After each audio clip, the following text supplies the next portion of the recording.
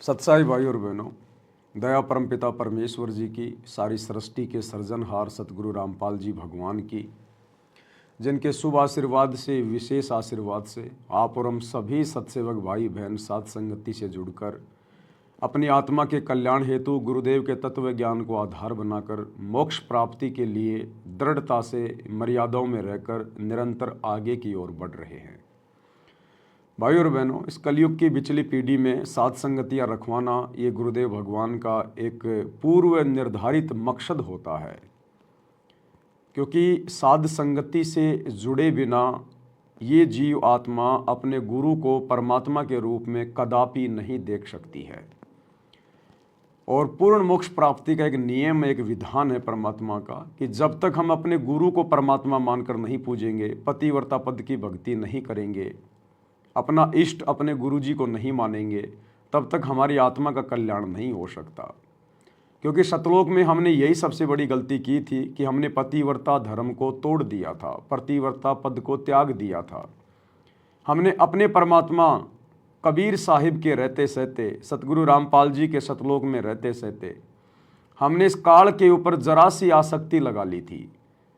हम अपने भगवान को भी भगवान मान रहे थे और काल के ऊपर भी हमने आसक्ति लगा रखी थी, तो हम पतिव्रता पद से नीचे गिर गए।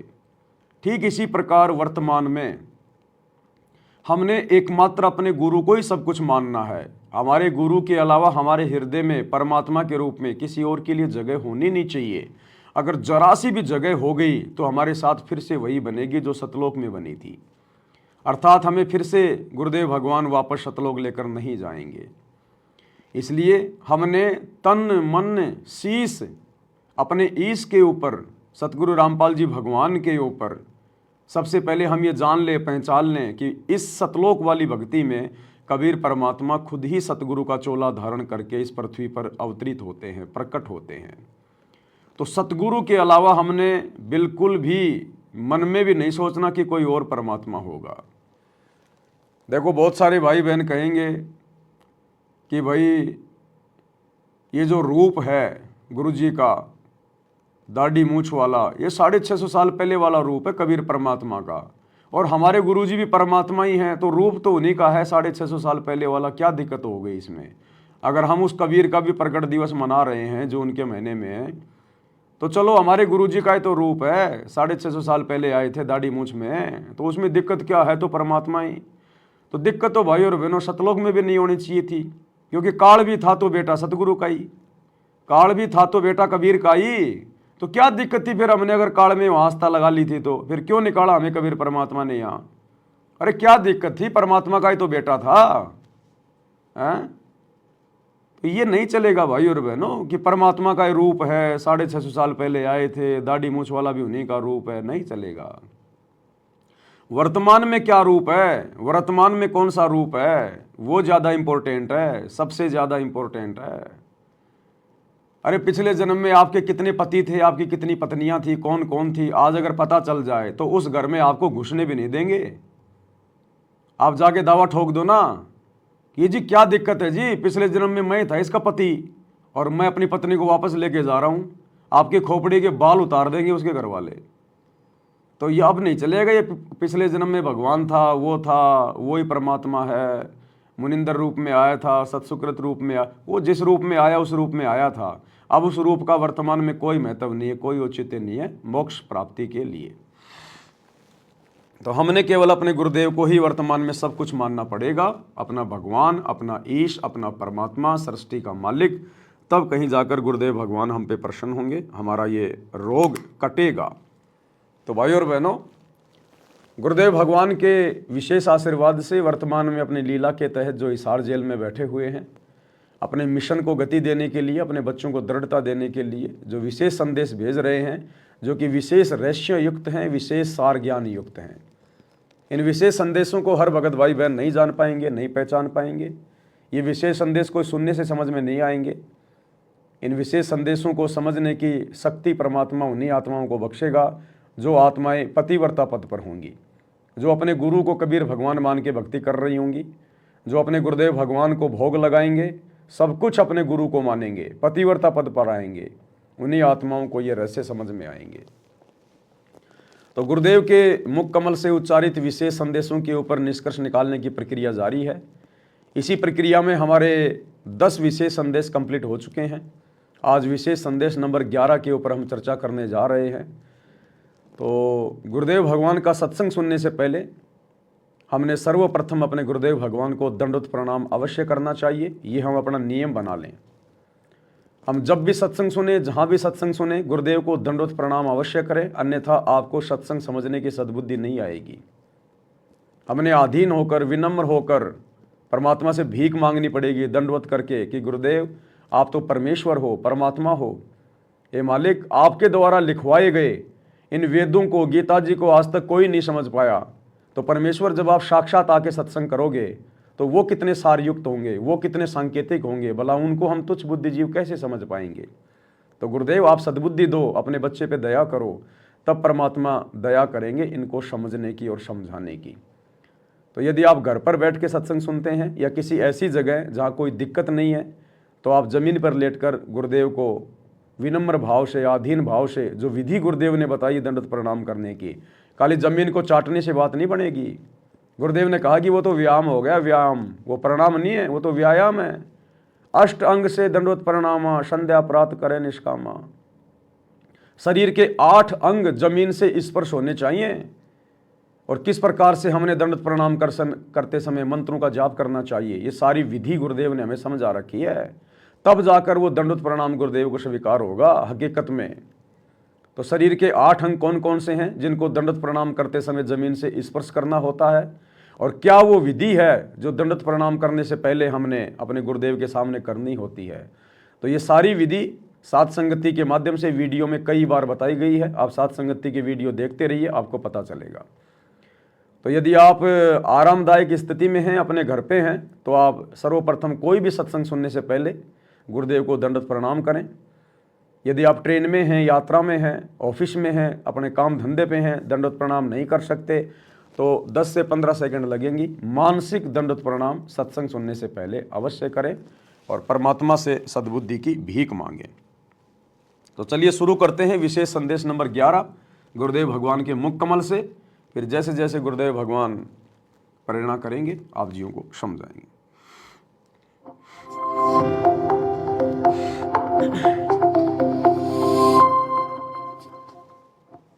सत साहिब, हमने अपने गुरुदेव भगवान को, अपने कबीर परमात्मा को कभी भी जब वे हमें सतसाहिब बोलें तो हमने सतसाहिब का जवाब सतसाहिब बोलकर नहीं देना है। वो हमारा बाप है, हमारा गुरु, हमारा भगवान है। जैसे बेटा कभी बाप से हाथ नहीं मिला सकता, हाथ जोड़ के प्रणाम करेगा झुक के, या फिर अपने बाप के पैर छूता है। इसी प्रकार इस भक्ति मार्ग में आने के बाद हमें पता चल गया कि हमारी आत्मा का पति कौन है। असल में शरीर का पति भी यही है। पिंड प्राण जिन दीने दाना, गरीब दास जाकू कुर्बाना। ये लक 84 सब कुछ इसी परमपिता परमेश्वर जी ने बनाई है। काल केवल एक नौकर है, नौकर मजदूर। वो केवल नौकरी कर रहा, अपनी सजा भोग रहा है, इससे ज़्यादा उसका कोई रोल नहीं है। ये सारे ब्रह्मांड उसी परमात्मा के हैं। वो राजा है, राजा धीराज, बाकी सब उसके अधीन है, नवाब है, नौकर है। कहते हैं सत का राज धर्मराय कर ही, अपना किया सब दंड भरही। धर्मराज केवल राज कर रहा है सतगुरुदेव भगवान के आदेश से, उनके हुक्म से। तो असल में आत्मा का और प्राणों का, शरीर का, सब का उत्पत्ति करता यही कबीर भगवान सतगुरु रामपाल जी हैं। तो हमने अपने गुरुदेव भगवान को सतसाहिब के प्रति उत्तर में कभी भी सतसाहिब नहीं बोलना होता है। हमने या तो अपने गुरुदेव को दंडवत प्रणाम करना होता है या फिर उनके नाम का जयकारा लगाना होता है कि बंदी छोड़ सतगुरु रामपाल जी भगवान की जय। ऐसे ये हमने ध्यान रखना है। यदि हमारा कोई गुरु भाई बहन हमें सतसाहिब कर रहा है तो हम प्यार से हाथ जोड़ के सतसाहिब बोलें, चाहे 4 बार बोलो, कोई दिक्कत नहीं है। लेकिन अपने गुरु को, अपने बाप को सतसाहिब के बदले सतसाहिब नहीं बोला जाता। ध्यान रखना इन बातों का। सतगुरुदेव की जय। बंदी छोड़ कबीर साहिब जी की जय। बंदी छोड़ गरीबदास जी महाराज जी की जय। स्वामी राम देवानंद जी गुरु महाराज जी की जय हो। सारे जयकारे गुरुदेव भगवान लगा रहे हैं। हम भक्तों के लिए केवल एक जयकारा छोड़ रहे हैं, स्वयं का, यानी जितने भी जयकारे लगाए जाते हैं सत्संग सुनाने से पहले या तीनों समय की आरती से पहले, आप ध्यान देना, सारे जयकारे हमारे गुरुदेव भगवान लगाते हैं। हम भगत केवल एक जयकारा लगाते हैं अपने गुरु जी का। क्यों भाई? क्योंकि हमें पतिव्रता पद पे आके भक्ति करनी पड़ेगी। एक के साधे सब सदें, सब साधे सब जाए, माली सींचे मूल को फले फूले अगाए। भगत का भगवान केवल एक ही है, उसका सतगुरु। भगत ने केवल अपने गुरु का ही जयकारा लगाना है, अन्य किसी का जयकारा नहीं लगाना। ये गरीबदास जी का, दादा गुरु का, सभी धर्मों की, सभी संतों की, सभी पंथों की। हमारा गुरु परमात्मा है, उस पर कोई कर्म लागू नहीं है। उन्होंने तो हमें ज्ञान समझाना है, वो तो सभी का इतिहास बताएंगे, सबका जयकारा लगाएंगे। लेकिन हम भगत हैं, आत्मा हैं, हमने सतलोक जाना है, हमारी कुछ मर्यादा है, कुछ नियम है। हमने केवल अपने गुरु का ही जयकारा लगाना है, एक अपने गुरु की पूजा करनी है, गुरु को ही दंडवत करना है, अन्य को नहीं। अन्यथा हम पतिव्रता पद से नीचे माने जाएंगे। जो पतिव्रता स्त्री होती है उसका एक ही पति होता है, केवल उसी को समर्पण करती है। और जो वेश्या होती है उससे चाहे 50 के आगे समर्पण करवा लो, उसको कोई दिक्कत नहीं है। तो ध्यान रहे, अब हमने ये गलतियां नहीं करनी है। अपने गुरुदेव के मिशन को हमने समझना है। केवल अपने गुरुदेव भगवान का जयकारा, किसी और का नहीं। सारे जयकारे गुरुदेव लगा रहे हैं, केवल एक जयकारा हम भक्तों के लिए छोड़ते हैं, और वो है अपने गुरुदेव का जयकारा। बुद्धि छोड़ सतगुरु रामपाल जी भगवान की जय हो। सर्व संतों की जय, सर्व भक्तों की जय, धर्मी पुरुषों की जय। श्री काशी धाम की जय, श्री सुडानी धाम की जय, श्री क्रोथा धाम की जय, श्री बरवाड़ा धाम की जय। सत साहिब। ग्रीव नमो नमो सतह पुरुष को, नमस्कार गुरु के नहीं। सुर नर मुनि जन साधुआ, संतों सर्व सुभी नहीं। सतगुरु साहिब संत सब, दंडवोतम प्रणाम। आगे पीछे मध्य हुए, तिन पूजा कुर्बान। जय जय सतगुरु मेरे की, जय जय सतगुरु मेरे की। सदा साहिबी सुख से वशियो, उस सत्यलोक के डेरे की। जय जय सतगुरु मेरे, जय जय सतगुरु मेरे। सदा साहिबी सुख से वशियो, अमरपुरी के डेरे। जय जय सतगुरु मेरे की, जय जय सतगुरु मेरे की। भगत ने केवल अपने गुरु की ही जय जय करनी है, केवल अपने गुरु की ही महिमा करनी है, अपने गुरु का ही गुणगान करना है। और किसी के लिए जगह है ही नहीं, और किसी के लिए जगह नहीं है। केवल अपने गुरु का जयकारा, अपने गुरु की महिमा। क्योंकि गुरु सृष्टि का आधार है, गुरु आदि और अंत है, सतगुरु आदि अनादि है। अब इसमें सब कुछ आ गया। अगर कोई समझना चाहे तो इस एक दोहे की आदि लाइन में, आदि से आदि लाइन में सब कुछ आ गया कि सतगुरु। अब आज सतगुरु कौन है? सतगुरु रामपाल जी। सतगुरु की भूमिका कौन करता है? कबीर परमात्मा। तो कौन हुए सतगुरु रामपाल जी? स्वयं कबीर परमात्मा। अब कह रहे सतगुरु आदि, आदि यानी इस सृष्टि की शुरुआत से पहले, जिस समय कोई नहीं था, कुछ भी नहीं था, उस समय केवल यही सतगुरु शेष था। तो सतगुरु आदि, अनादि, अनादि यानी अनंत काल तक ये सतगुरु रहेगा। जब कभी ये सृष्टि भी समाप्त हो जाएगी तब भी ये सतगुरु रहेगा। तो कौन हुआ फिर सतगुरु? जो सबसे पहले था और सबसे लास्ट में भी रहेगा, वो है कबीर सतगुरु।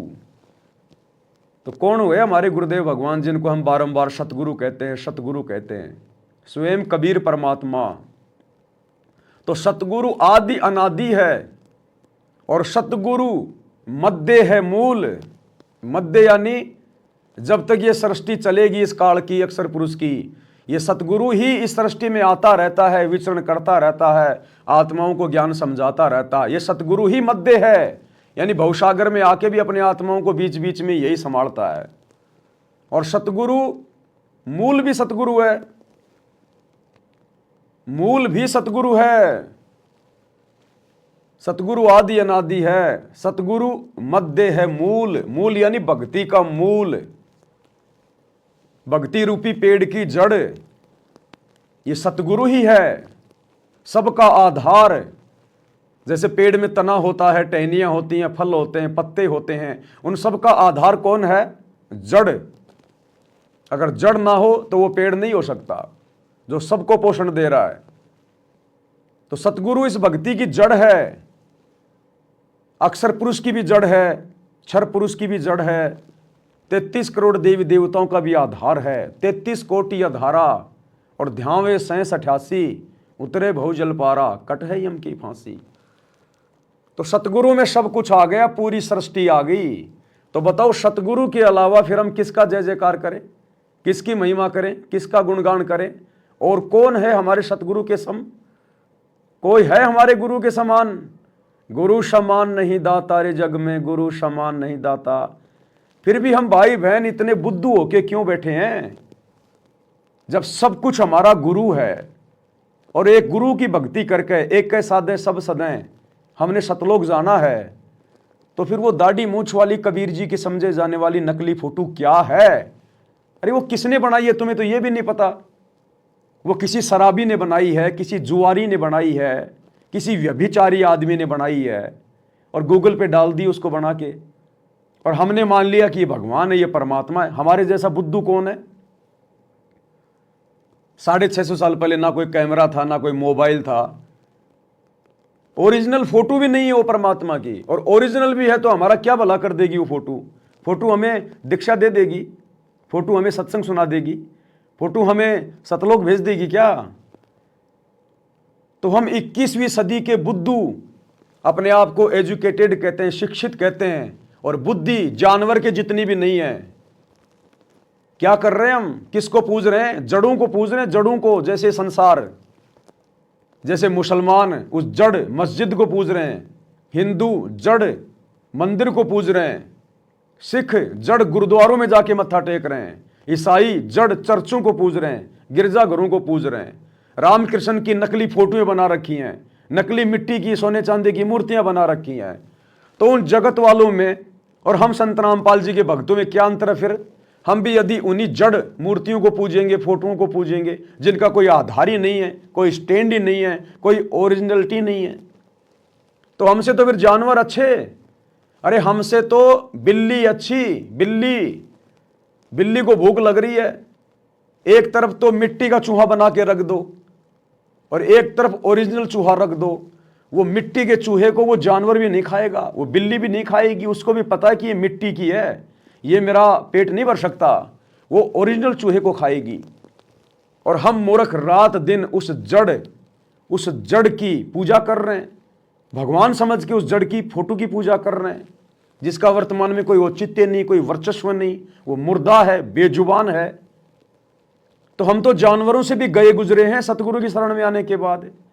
अरे दुनिया तो गई गुजरी है ही भक्ति मार्ग में, उनको तो सिर पैर भी नहीं है भक्ति का। तुम्हें सतगुरु ने समझाने में क्या कमी छोड़ दी, जो तुम भी ये मिट्टी के चूहे खा रहे हो? तो भैया चाहे गोबर खा लो, चाहे गोबर पूज लो, और चाहे कबीर जी की समझे जाने वाली वो दाढ़ी मूछ वाली नकली फोटो पूज लो, उसका प्रगट दिवस मना लो। गोबर खाना और कबीर जी की नकली दाढ़ी मूछ वाली फोटो का जून में प्रगट दिवस मनाना एक ही बात है। इसलिए तो परमात्मा थक गए सत्संग में कहते कहते कि जीवित बाप के लट्ठम लट्ठा और मुंह गंग पहुंचाया, और जब आवे आसोज का महीना वो कौआ बाप बनाया। 650 साल पहले जब वो कबीर आया दाढ़ी मूछ वाले रूप में, जिंदा, उस समय तो हमने उसके लठ मारे, जीवित बाप के लट्ठम लट्ठा। उस समय तो हमने उसकी कोई रेस्पेक्ट नहीं की, हमने उसको भगवान नहीं माना, उसको रिजेक्ट कर दिया कि तू जुलाहा है, तू तो अनपढ़ है, तू भगवान नहीं हो सकता। तो जीवित बाप के तो लट्ठम लट्ठा और मुंह गंग पहुंचाया। और जब आया ये पिछली पीढ़ी का समय, जब आया आसोज का महीना, वो कौवा बाप बनाया। अब वो नकली फोटो को हमने अपना बाप बना लिया, उसी कबीर को हमने अपना बाप बना लिया, जिस कबीर को 650 साल पहले हमने भड़वा भड़वा कहा, हमने उसको गालियां निकाली, हमने उसको बुरा भला कहा, हमने उसको परमात्मा नहीं माना, हमने उसको अनपढ़ कह के रिजेक्ट कर दिया। आज उसी कबीर की फोटो को हम लोग अपना बाप बना के पूज रहे हैं। तो दुनिया जैसे बाप के मरने के बाद में जो है कौवे को पूजती है, उसकी फोटोएं बना बना के पूजती है, दीवार पे टांग देती है। मेरा स्वर्गवासी बाप, अब क्या कर लेगा तेरा स्वर्गवासी बाप, तेरा क्या भला कर देगा वो फोटो, तेरे कर्म बिगड़वाएगी वो फोटो, और इससे ज्यादा कुछ नहीं कर सकती।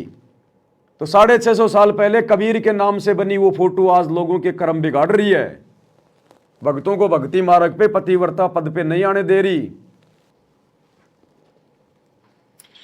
निर्विकार निर्भय तू ही और सकल बेमान, यदि साधु और सकल बेमान, सब पर तेरी साहिब, सब पर तेरी साहिबी, तुझ पर साहिब ना निर्विकार निर्भय। निर्विकार निर्भय तू ही और सकल भयमान, और सब पर तेरी साहिबी, तुझ पर साहिब नाय। किसके लिए कहा गया है? कबीर परमात्मा के लिए, कि इस सृष्टि में केवल एकमात्र आप ही निर्विकार हैं, निर्भय हैं, एकमात्र साहिब हैं, परमात्मा हैं। तो यदि आप शतलोक आश्रमों से जुड़े हुए भाई बहन अगर उस दाढ़ी मूंछ वाले नकली कबीर को कबीर मानते हो, तो फिर आपने सतगुरु रामपाल जी को छोड़ देना चाहिए, सतगुरु रामपाल जी की भक्ति को त्याग देना चाहिए। आपके कोई मतलब की नहीं है फिर, क्योंकि हमने तो एकमात्र निर्विकार की भक्ति करनी है, निर्भय की भक्ति करनी है, साहिब की भक्ति करनी है। तो तुम्हारी नजरों में अगर निर्विकार निर्भय और साहिब यदि वो दाढ़ी मूंछ वाला कबीर है, तो फिर सतगुरु रामपाल जी तो भयभीत हुए, वो तो निडर नहीं हुए, वो तो निर्विकार नहीं हुए, वो तो साहिब नहीं हुए, क्योंकि यहां तो कबीर जी को कहा जा रहा है साहिब, और एकमात्र उसी की भक्ति करनी है। फिर सतगुरु रामपाल जी के पीछे क्यों पड़े हो तुम लोग? छोड़ छाड़ के जाओ अपने घर पे, अरे दूसरे संतों में जाओ, दूसरे पंथों में जाओ, जहां पर दाढ़ी मूंछ वाले को भगवान मान के पूजा जाता है। फिर सतगुरु रामपाल जी को छोड़ दो, क्योंकि निर्विकार निर्भय तो वो दाढ़ी मूंछ वाला है। तो सतगुरु रामपाल जी तो हो ही नहीं सकते निर्विकार और निर्भय, क्योंकि सृष्टि में तो एक ही हो सकता है वो। तो पहचान कर लो, पहचान, इस बुद्धि का इस्तेमाल करो, खोपड़ी का इस्तेमाल करो, वरना अगले जन्म में फिर ये भैंसे की खोपड़ी लगाएगा परमात्मा, भैंसे की, फिर नहीं सोच पाओगे। आज विचार कर लो, और निर्विकार निर्भय परमात्मा कौन है? अरे जो निर्विकार होगा उसी की भक्ति से भक्तों के विकार छूटेंगे। आज परमेश्वर ने अपने भक्तों को निर्विकार कर दिया, तीनों गुणों से रहित कर दिया, निष्क्रिय कर दिए परमात्मा ने अपने बच्चों के तीनों गुण, जो पूरी सृष्टि को जो प्रभावित किए हुए हैं। निर्भय कर दिया परमेश्वर ने अपने बच्चों को 84 लाख योनियों से, तपतशिला के भयंकर कष्ट से, काल के जाल से। तो यह है वो परमात्मा जिसके विषय में कहा जा रहा है निर्विकार निर्भय तू ही। इस काल के 21 ब्रह्मांड में यदि कोई काल की छाती पे बैठ के उसकी पोल खोल सकता है, उसके कुकर्मों को यदि कोई उजागर कर सकता है, तो वो कबीर भगवान है, जो उसका बाप है। तो आज इस काल के 21 ब्रह्मांड में, बिचली पीढ़ी में, डंके की चोट पे काल के पाखंड को किसने उजागर किया? सतयुग से लेकर आज तक जो ब्रह्मा विष्णु महेश भी नहीं जान पाए, ये साधु संत ऋषि महात्मा नहीं जान पाए, आचार्य शंकराचार्य नहीं जान पाए, केवल नाम जानते थे काल, काल है क्या, कैसा है, कहाँ रहता है, काल नाम क्यों पड़ा, वो क्या करता है। आज किसने खोले ये राज, निर्भय होकर। और उस सतगुरु की आड़ में आज हम डंके की चोट पे निर्भय होकर अन्य भाई बहनों को समझा रहे हैं। तो कौन है सतगुरु रामपाल जी? डरपोक है क्या?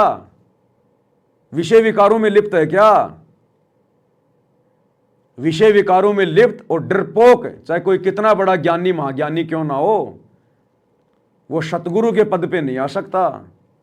काल की छाती पे बैठ के उसकी पोल नहीं खोल सकता। तो ये स्वयं परमात्मा है, पूर्ण ब्रह्म परमेश्वर है। और हमने इस कलयुग की बिचली पीढ़ी में पतिव्रता धर्म पे आना पड़ेगा। अपने गुरु के अलावा उस नकली दाढ़ी मूंछ वाले कबीर को फाड़ फाड़ के फेंकना होगा।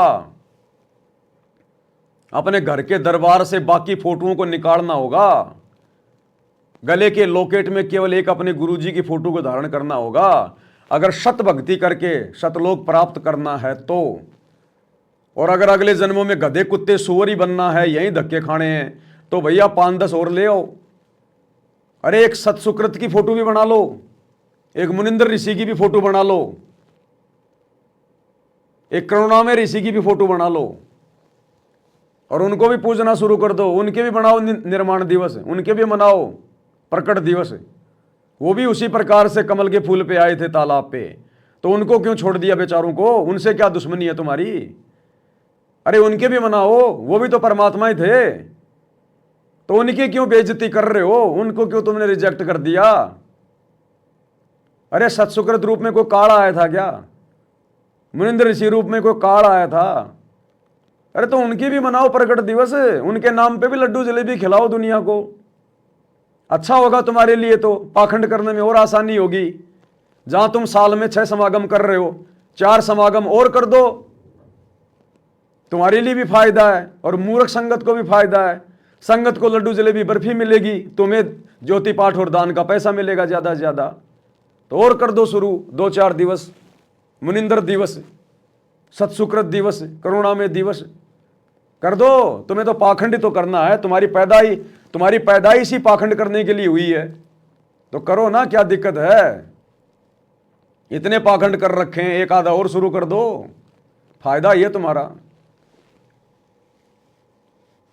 इस भक्ति में नहीं चलेगा ये पाखंड भाई। कलयुग की बिचली पीढ़ी है, परमात्मा ने अपनी सेना तैयार कर दी है। तुम्हारे हर कुकर्म के ऊपर अंकुश लगाएगी, हर कुकर्म के ऊपर। भले तुम मानो ना मानो, वो तुम्हारी मर्जी, वो कर्म तुम्हारे फूटेंगे, तुम्हारे बिगड़ेंगे, लेकिन तुम्हें सचेत जरूर किया जाएगा, ताकि तुम कल को परमात्मा के दरबार में यह कहने के लायक ना रहो कि हमें किसी ने बताया नहीं।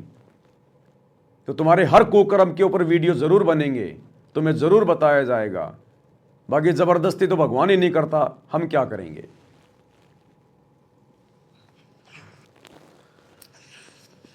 परमपिता परमात्मा कबीर जी की असीम रजा से, मेरे गुरुदेव जी के आशीर्वाद से आज विश्व के मानव को अपने निज घर का ज्ञान हुआ। सब सदग्रंथों का सार परमात्मा के द्वारा बताया अध्यात्म ज्ञान प्राप्त हुआ। ये जन्म और मरण कुत्ते गधे सूअर की योनियों में, शरीरों में कष्ट क्यों, तृप्ति क्यों हो रही है, इसका ज्ञान हुआ। और आपको ये भी ज्ञान हुआ हमारा भगवान कौन है। और आपको ये भी ज्ञान हुआ कि हमारा भगवान कौन है। और कह रहे हैं मेरे गुरुदेव की दया से, परमात्मा की दया से आज आपको अपने निज घर की जानकारी हुई। गुरुदेव की दया से ये सतलोक की जानकारी नहीं हुई। गुरुदेव के गुरु आदरणीय रामदेवानंद जी आप और हमारी तरह केवल एक जीव थे, जीव, एक आत्मा।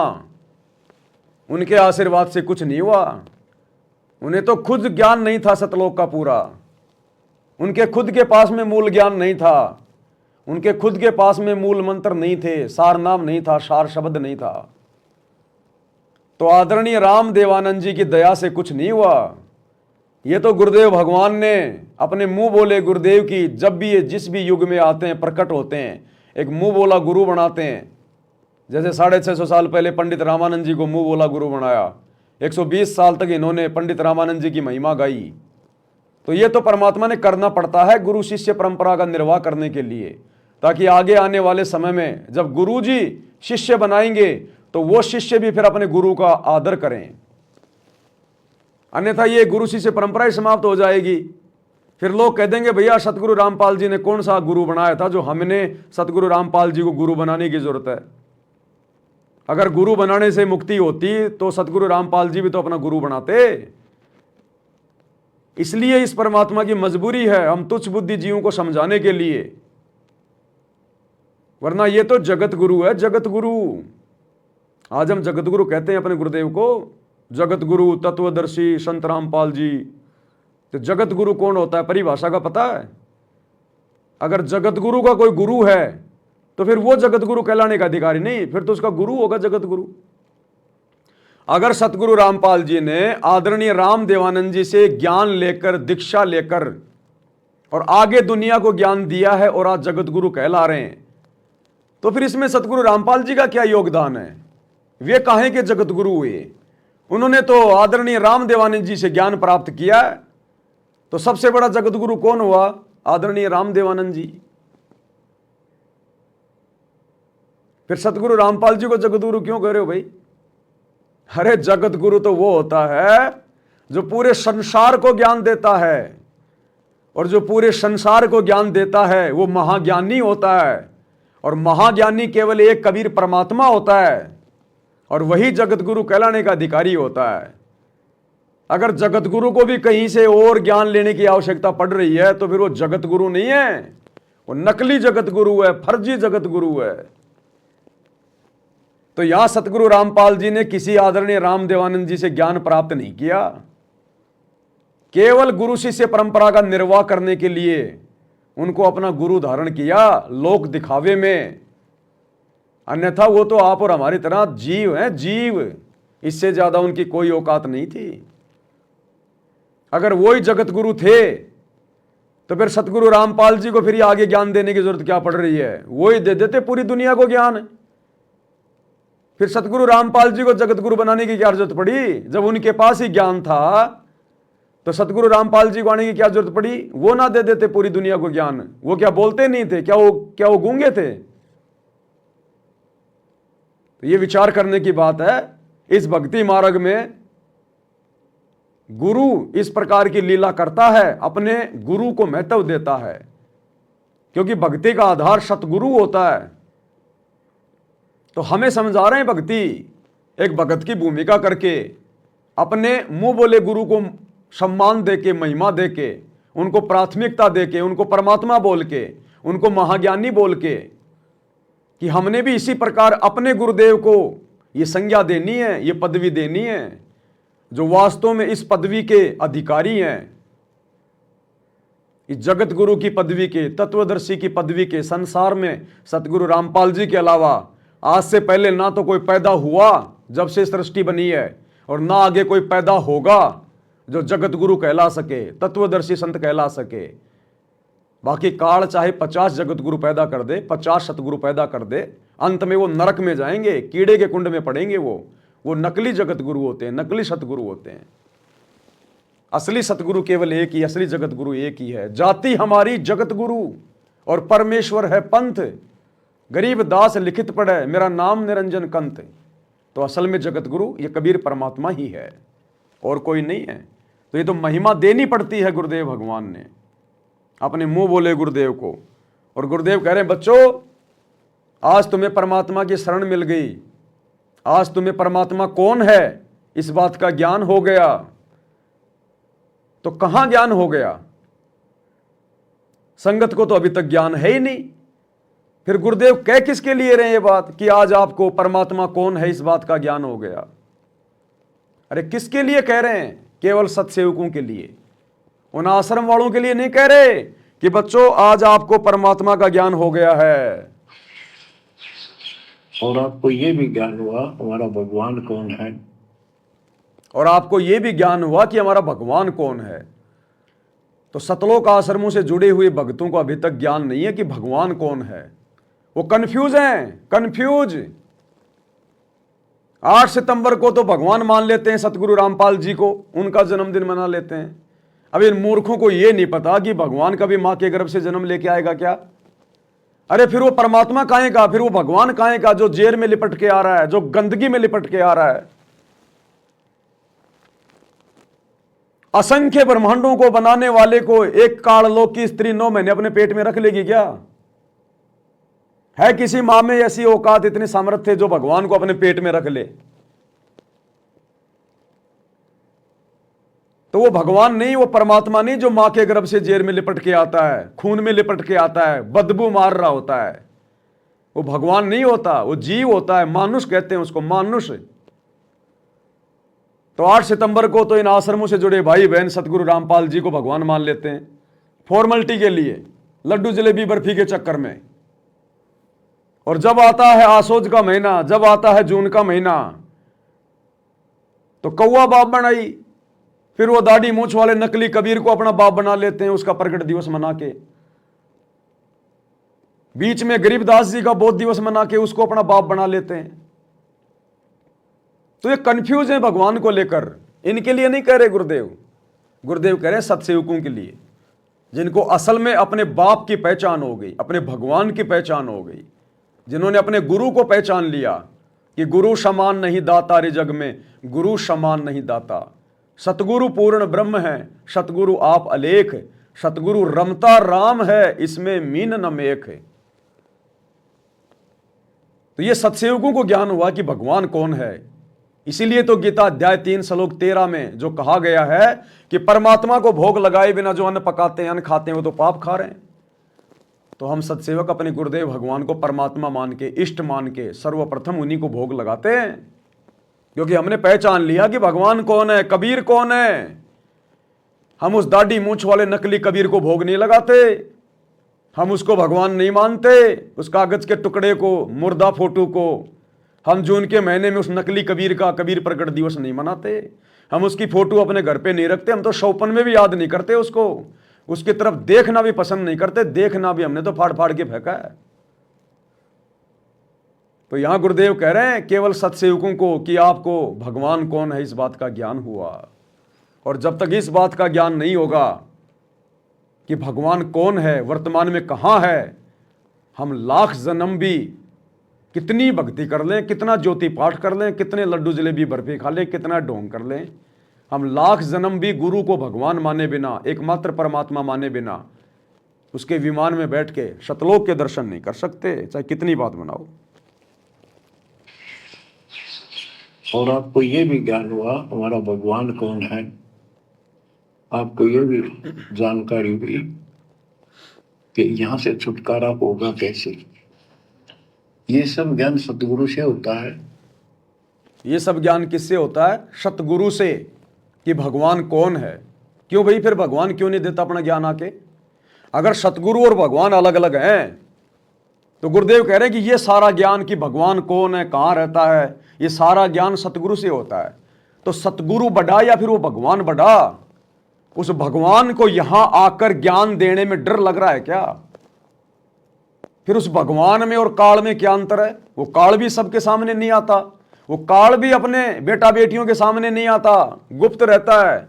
और भगवान भी नहीं आ रहा सामने, वो भी छुप के बैठा है और सतगुरु को भेज देता है यहां पर कि जा मेरी जानकारी दे, जैसे काल भेज देता है नीचे अपने अवतारों को। तो उस काल में और भगवान में क्या अंतर हुआ जो दोनों नहीं आ रहे यहां पर?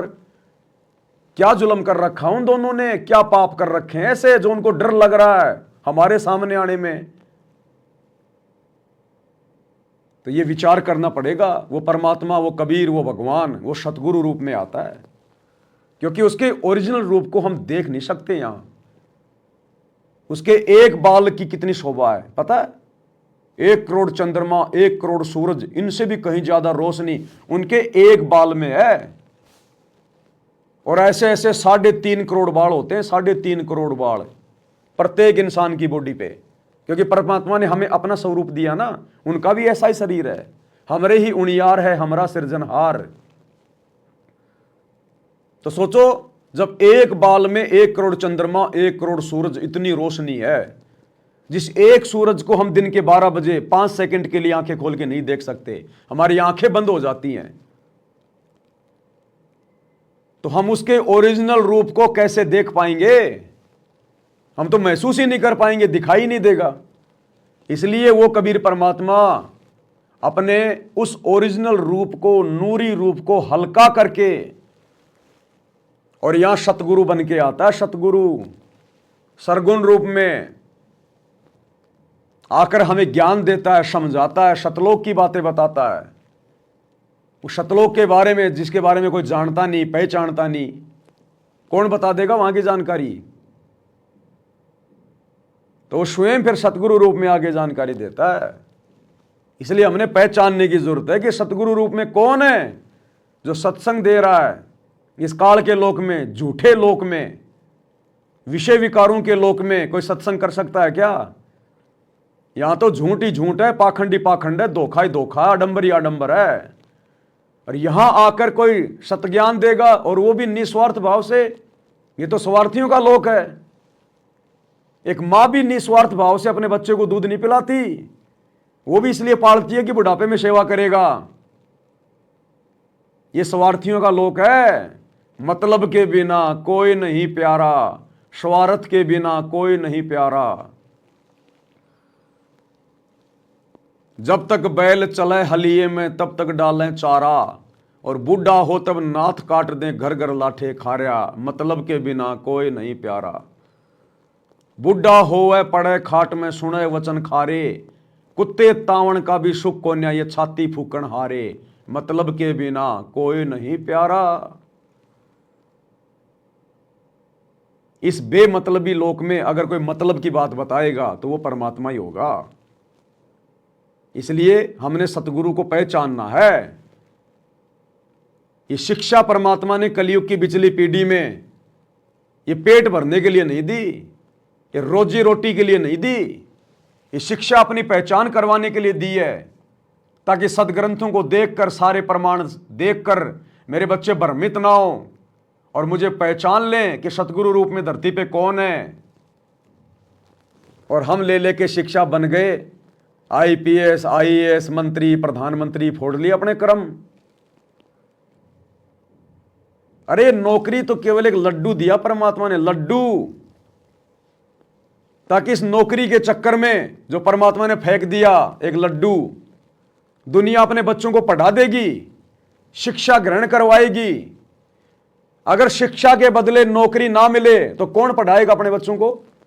कौन महंगी महंगी स्कूल में भेजेगा? कौन कोचिंग करवाएगा? कोई नहीं पढ़ाएगा।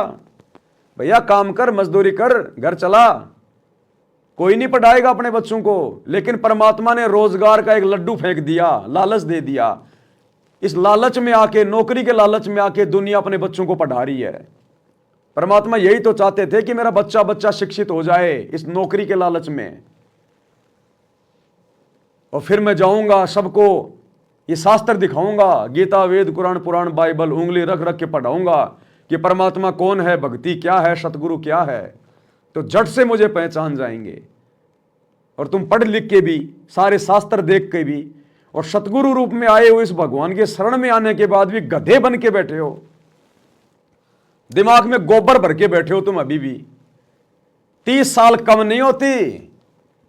गधे को गीता पढ़ाई जाए 30 साल, वो भी बैकुंठ जाने को तैयार हो जाएगा। और हम इंसानों को 30 साल से सतगुरु सारे शास्त्र पढ़ा रहे हैं, तत्व ज्ञान दे रहे हैं, अभी तक गोबर बढ़ा है, गोबर। 90% संगत में गोबर। अभी भी वो मुर्दा फोटो को भगवान मान रही है, और जिंदा सतगुरु को 8 सितंबर को जन्मदिन मना रही है, मां के गर्भ से आया हुआ मान रही है। इसीलिए तो गरीबदास जी ने हमारे को लताड़ा है कि गुरु मानुष कर जानते वो नर कहिए अंध, होवे दुखी संसार में आगे काल के फंदे। और कुत्ते बनेंगे, कुत्ते।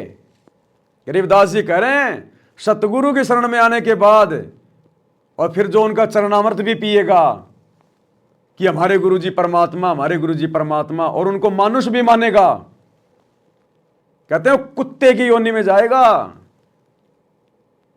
गुरु को मानुष जो गिने कर चरणामृत को पान, वो नर नरक में जाएंगे, जन्म जन्म बने समान। समान यानी कुत्ता। खुद गरीबदास जी कह रहे हैं जिनकी अमरवाणियों का तुम पाठ करते हो। तो 8 सितंबर को गुरु का जन्मदिन मनाने वालों, तुम तो कुत्ते की योनि में जाने वाली भक्ति कर रहे हो। कुत्ते की योनि में अभी तक गुरु का पूरा परिवार कुत्ते की योनि में जाने की तरफ है। सारे कोऑर्डिनेटर कुत्ते की योनि में जाने की तरफ है। और इन मूर्खों के पीछे जितनी भी 90% संगत लगी हुई है इन आश्रमों में जाती है, सब के सब कुत्ते और कुतिया की योनि में जाने वाली भक्ति कर रहे हैं। खुद गरीबदास जी कह रहे हैं, क्योंकि जून के महीने में दाढ़ी मूंछ वाले कबीर का भगवान मान के कबीर प्रकट दिवस मनाने का मतलब है अभी भी तुम अपने गुरु को मानुष मान रहे हो, अपने गुरु को परमात्मा नहीं मान रहे। अगर गुरु को तुमने परमात्मा मान लिया होता तो जून के महीने में वो नकली दाढ़ी मूंछ वाले कबीर का प्रकट दिवस मनाने की जरूरत ही नहीं पड़ेगी। तो अभी भी पूरी संगत सत्सेवकों को छोड़कर कुत्ते की योनि में जाने वाली भक्ति कर रही है। और भाई तुम्हारे गुरु भी कह रहे हैं, गरीबदास जी की बात मान लो, तुम ना मानो कि गरीबदास जी तो बहुत ज्यादा जो है वो पुराने हो चुके हैं, अब गरीबदास जी की बातों का कोई महत्व नहीं है। गुरु जी ने कब कहा कि जो अपने गुरु को परमात्मा नहीं मानेगा, अपने जैसा मानुष मानेगा, गुरु के अलावा किसी और को परमात्मा मानेगा तो वो कुत्ते की योनि में जाएगा। गुरु जी ने तो कभी कहा ही नहीं। अरे गुरु जी ने सब कुछ कह रखा, तुम सुनते कहां हो? लो गुरु जी के मुंह से सुन लो भाई। गुरु और परमात्मा में कोई अंतर नहीं होता, जब तक दो समझ कर चाला से कबीर साहब कहते हैं वो कुत्ते की योनि में जाएगा। सुन लो और सुन लो एक बार। गुरु और परमात्मा में कोई अंतर नहीं होता, जब तक दो समझ कर चाला से कबीर साहब कहते हैं वो कुत्ते की योनि में जाएगा। तो बताओ भैया, तुम तो कुत्ते की योनि में जाने वाले काम कर रहे हो। कुत्ते की योनि में सतलोक आश्रमों से जुड़े हुए सारे भगत भाई बहन कहते हैं हम 5 करोड़ हैं। अरे क्यों धरती को 5 करोड़ कुत्ते बन के भर रहे हो? अरे इतने कुत्तों की जरूरत नहीं है यहां पे, इतने कुत्तों की जरूरत नहीं है, ऑलरेडी बहुत कुत्ते घूम रहे हैं यहां। तुम 5 के 5 करोड़ क्यों तुम कुत्ते और कुतिया बनने की तरफ जा रहे हो?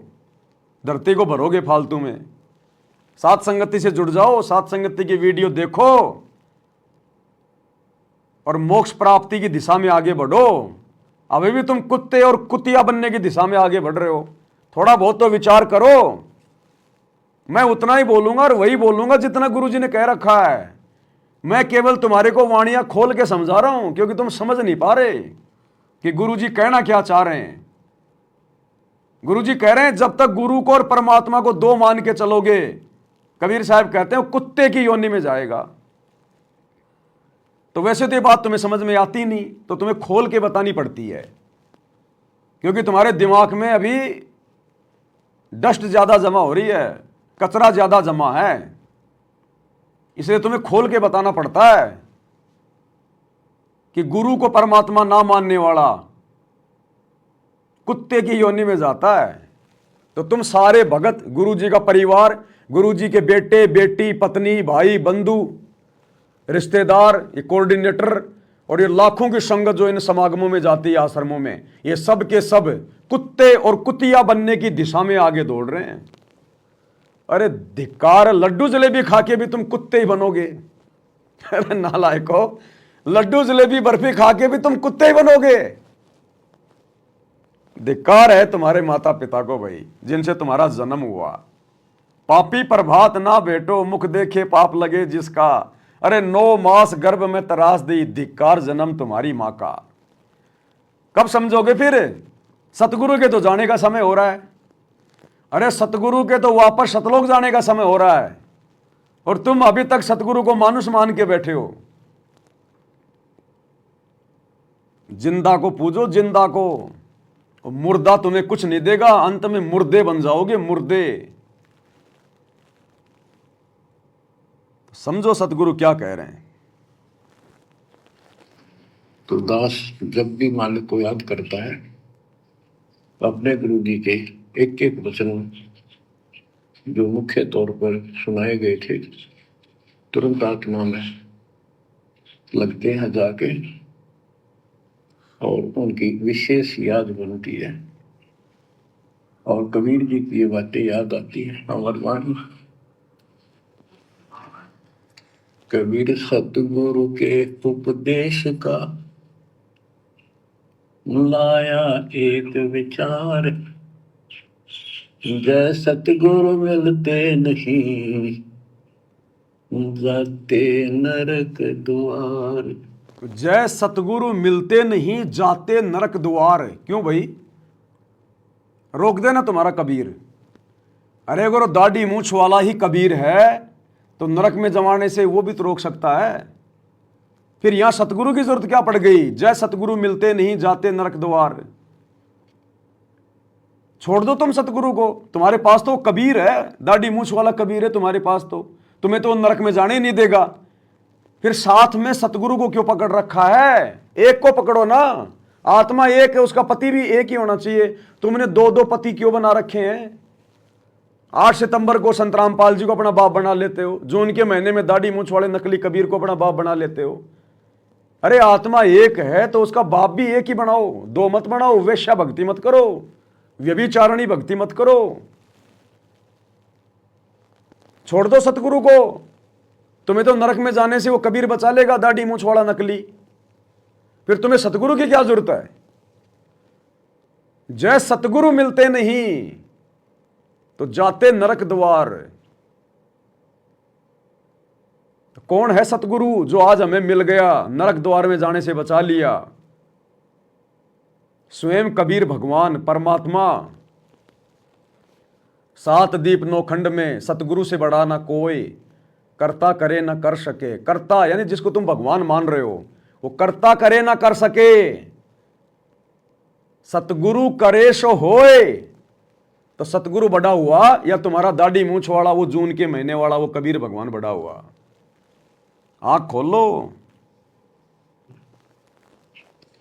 नरक द्वार में दूत सब करते खिंचा पान, उनसे कबू नहीं छूटता, फिर फिरता चारों खान। कबीर 4 खनी में भरमता, कबहू न लगता पार। 100 फेरा सब मिट गया, मेरे सतगुरु के उपकार। जय जय सतगुरु मेरे की, जय जय सतगुरु मेरे की। सदा साहेबी सुख से बचियो, उस अमरपुरी से। गुरुदेव की जब ये उपकार याद आता है, उसके प्रति अनायास ही अपने आप उसकी जय जयकार करने को आत्मा पुकार उठती है। कितना महत्व दे रहे हैं गुरुदेव अपने मुंह बोले गुरु को, आप और हमारे जैसे एक जीव को, कि जब गुरुदेव की ये बातें याद आती हैं तो अनायास ही उनकी महिमा करने को दिल करता है, एक प्रेम उठता है। आप और हम जैसे मूर्खों को समझा रहे हैं गुरु जी कि नालायकों, जब तक तुम्हारा भाव, तुम्हारा प्रेम, तुम्हारी लगन अपने गुरु जी में इस कदर नहीं बनेगी कि गुरु के अलावा, गुरु की बातों के अलावा, गुरु के सत्संग के अलावा, गुरु के उपकार के अलावा तुम्हें और कुछ भी दिखाई नहीं देना चाहिए। केवल अपना गुरु। इसलिए तो कहते हैं गुरु से लगन कठिन है भाई। इतनी जल्दी लगन गुरु से बन नहीं सकती। गुरु का एक एक शब्द पत्थर की लकीर है कि गुरु से लगन कठिन है भाई। अरे कठिन है तभी तो गुरु का परिवार आज तक अपने गुरु से लगन नहीं लगा पाया। ये कोऑर्डिनेटर आज तक गुरु से लगन नहीं लगा पा रहे। लाखों की संगत आज तक गुरु से लगन नहीं लगा पा रही। आज भी जून के महीने में कागज के टुकड़े को कबीर मान के और लगन लगा के कबीर प्रकट दिवस मना रही है। इसलिए गुरु कह रहा है कि गुरु से लगन कठिन है भाई। और ये लगन लगे बिना काम न सरता। कौन सा काम? मोक्ष वाला। जीव परलय हो जाए ऐसे मरता रहेगा, गधा कुत्ता बनता रहेगा। तो कब समझोगे इन वाणियों को, इन शब्दों को? सतगुरु आकर कोई शब्द कह रहा है तो उसका रहस्य है एक एक चौपाई में। चंद आत्माएं अपने गुरु से लगन लगा पाई है, सत्सेवक भाई बहन। वो 90% भगत अभी भी अपने गुरु से लगन नहीं लगा पा रहे।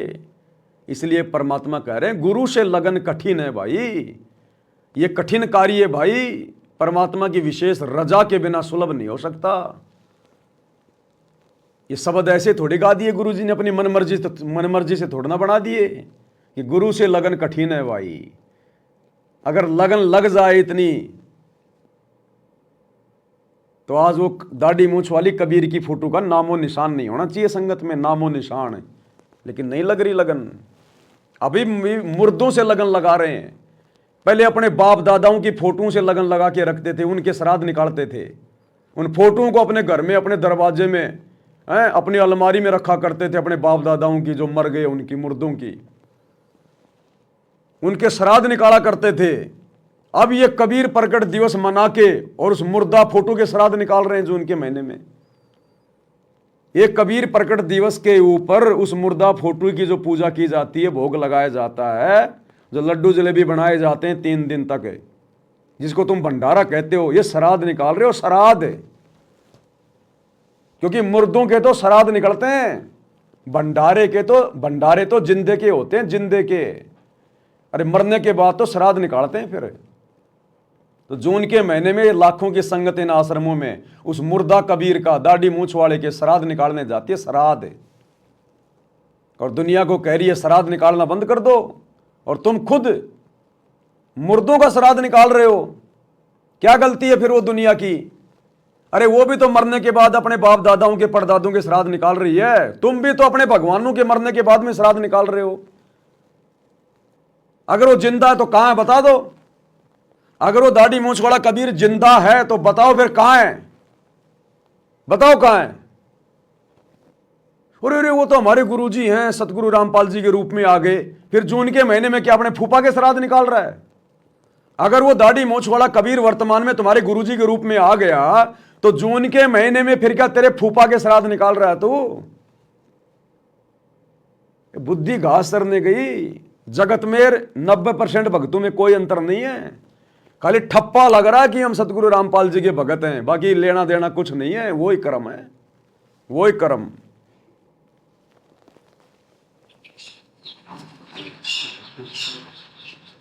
बच्चों, ये जो ज्ञान दास सुना रहा है सब सदग्रंथों शास्त्रों से प्रमाणित है, और खुद परमात्मा स्वयं परमेश्वर बना सकते हैं। ये हमें ज्ञान बताया। बच्चों, ये ज्ञान जो दास आपको बता रहा है ये सर्व शास्त्रों से प्रमाणित है और पूर्ण परमात्मा कबीर जी ने आके बताया। तो आज कौन बताएगा फिर? आज कौन बताएगा? आज कौन बता रहा है? अरे 650 साल पहले जिस कबीर को तुम भगवान मान के पूज रहे हो, आज दाढ़ी मूंछ वाले को, जब वो आए थे उस रूप में तो आध्यात्मिक ज्ञान उलझा हुआ था। 650 साल पहले कबीर जी ने यह आध्यात्मिक ज्ञान नहीं सुलझाया था, क्योंकि वो अनपढ़ थे, वो अक्षर ज्ञान रहित थे, उस समय भूमिका कर रहे थे। 650 साल पहले उस कबीर जी ने यह 9 मन सूत नहीं सुलझाया था, ये मूल ज्ञान नहीं दिया था। उस समय सोशल मीडिया नहीं थी, टीवी चैनल नहीं थे, प्रोजेक्टर नहीं थे। उस समय दाढ़ी मूंछ वाले कबीर ने उंगली रख रख के गीता, वेद, कुरान, पुराण, बाइबल नहीं पढ़ाए। उस समय ज्ञान गंगा पुस्तक नहीं बनी थी। उस समय आध्यात्मिक ज्ञान को उस कबीर ने नहीं सुलझाया। और जब लोग उससे कहते थे कि भगवान ये कैसे सुलझेगा, तो उस कबीर ने कहा था दाढ़ी मूंछ वाले ने कि 9 मन सूत उलझिया ऋषि रहे जकमार, और सतगुरु ऐसा सुलझा देगा। उलझेगा ना दूजी बार। तो किसने सुलझाया आज वो 9 मन सूत?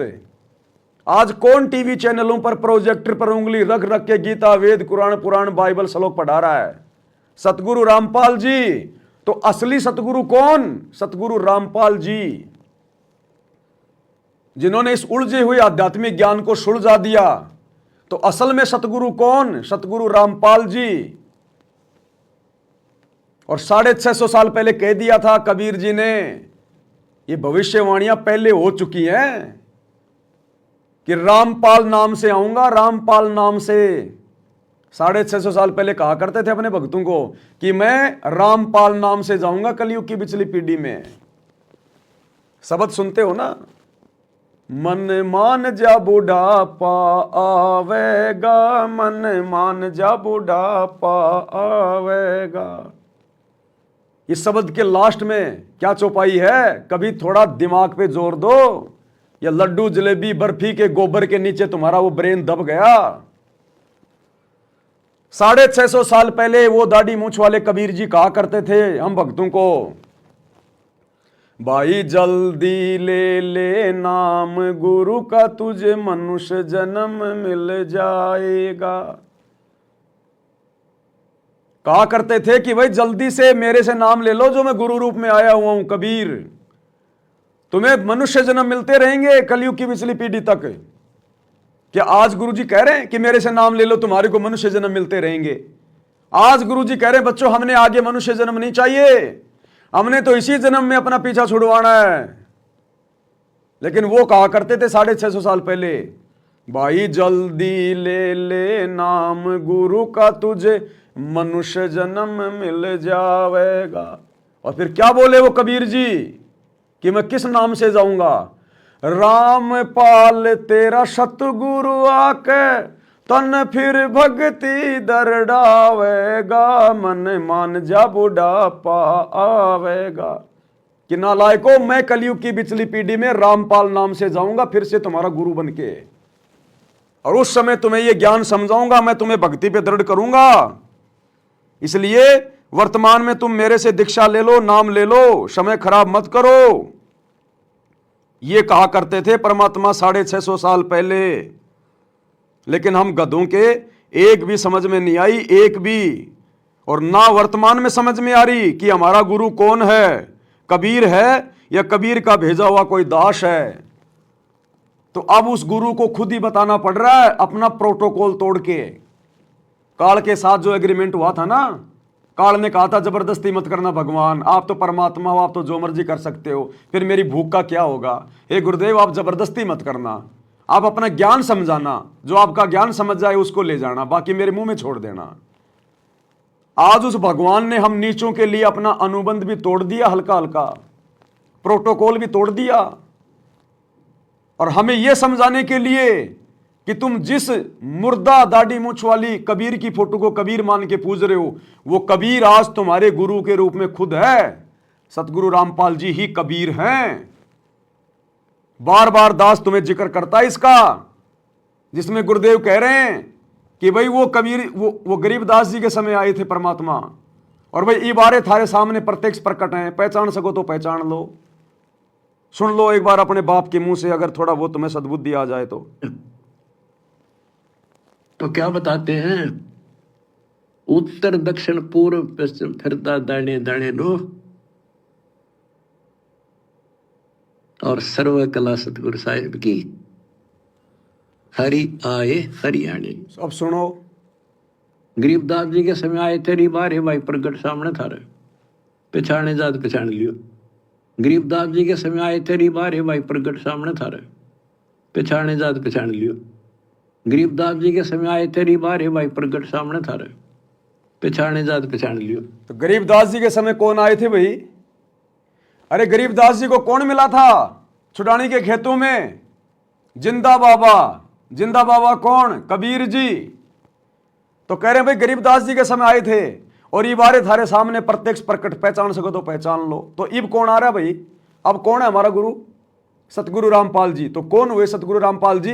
गरीबदास जी के गुरु। गरीबदास जी का गुरु कौन था? जिंदा बाबा। जिंदा बाबा कौन था? कबीर जी। और उसी कबीर ने 650 साल पहले कहा था कि रामपाल तेरा सतगुरु आके तने फिर भक्ति दरड़ा होगा। इसलिए गुरु जी कह रहे हैं कि इबारे थारे सामने प्रकट, पहचान सको तो पहचान लो। अब गुरु हनुमान जी के तरह कोई कलेजा फाड़ के दिखाएगा क्या? I am Kabir, I am God. ये भैया फिर एग्रीमेंट टूट जाता है परमात्मा के साथ। अब इससे ज्यादा खुल के नहीं बताएगा। और ये गधा भौंक रहा, ये कुत्ता, ये पवन दास पिछले 10 साल से चिल्ला रहा है। हजारों वीडियो बना दिए, हजारों वीडियो, 3-3, 5-5, 10-10 घंटे के। आज सतगुरु के एक 50 मिनट के विशेष संदेश को समझाने में 10-10 घंटे के वीडियो बन रहे हैं, 4-4 पार्ट है। फिर कौन से दिन समझोगे? फिर ये सतगुरु नाराज हो जाता है, जो इतना प्रयत्न के बाद भी नहीं समझ पाता है। फिर वो जन्म जन्म कुत्ता बन के घूमता, फिर वो युग युग बने समान। फिर बहुत नाराज होता सतगुरु कि तू इंसान नहीं है, तू तो राक्षस है, राक्षस गधा। इतना समझाने के बाद भी नहीं समझा, तू अधिकारी नहीं है सतलोक के लिए। फिर ये सतगुरु नाराज होता है। तो भाई कमी छोड़ी नहीं है गुरुदेव भगवान ने कोई। और फिर अपने बच्चों को ऊपर लेके गए, फिर नीचे छोड़ा। उन्होंने दिल खोल कर सच्चाई बताई, अपने समर्थ की जानकारी दी। उस घर का सुख, यहाँ के नरक का कष्ट याद दिलाया, जो सत्य है। आज कोई सुखी नहीं धरती पर। इस बात को आप आसानी से समझ लेना। कबीर साहब कहते, झूठे सुख को सुख है, मान रहा मन बोल। एक छोटा सा गुजारा हो गया, अफसर बढ़ गया, नौकरी लग गई, कार होगी, कोठी होगी, माचा करे। कल को मृत्यु के बाद वही कुत्ता बनकर उस कोठी के बाहर बैठेगा, कोई टूक नहीं डालेगा। ये कष्ट याद रखो जब ये भक्ति बनेगा। वैसे भक्ति हो ही नहीं सकती, क्योंकि मनुष्य जीवन के अंदर इतनी राहत मालिक देता है, उसको वो सुविधा खूब मिलती है। जैसे बच्चे स्कूल जाते हैं, पढ़ाई करते हैं, तो माता पिता उनको पूरी सुविधा देते हैं, अपनी स्थिति से बढ़कर, अपनी औकात से भी ज्यादा उन बच्चों पर खर्च करते हैं।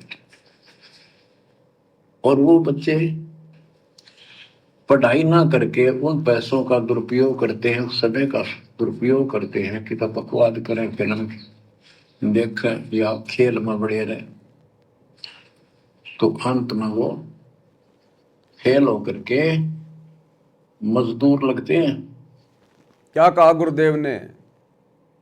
माता पिता अपने बच्चों को 20 साल तक फ्री छोड़ देते हैं, केवल 2 टाइम की रोजी रोटी के लिए कि बेटा पढ़ लिख, पढ़ाई में ध्यान दे, नौकरी लगेगा, तेरा भविष्य सुधरेगा, हमारा भी बुढ़ापा सुधरेगा। केवल एक रोजी रोटी के लिए, एक छोटी सी नौकरी के लिए 20 साल तक माता पिता अपने बच्चों को फ्री छोड़ते थे। उल्टा पैसा और लगाते हैं उसके ऊपर।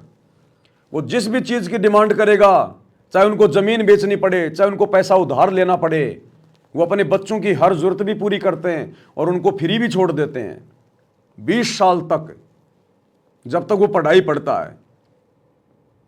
सारा काम वो माता पिता करते हैं, खेत का भी। अरे जिस खेत में उस बेटे ने काम धंधा करना था, वो काम धंधा भी माता पिता नहीं करवाते उससे कि बेटा पढ़ाई पढ़, एग्जाम की तैयारी कर, ये तो हम कर लेंगे सुख दुख पाके। आज वो स्थिति आप और हमारे साथ में है।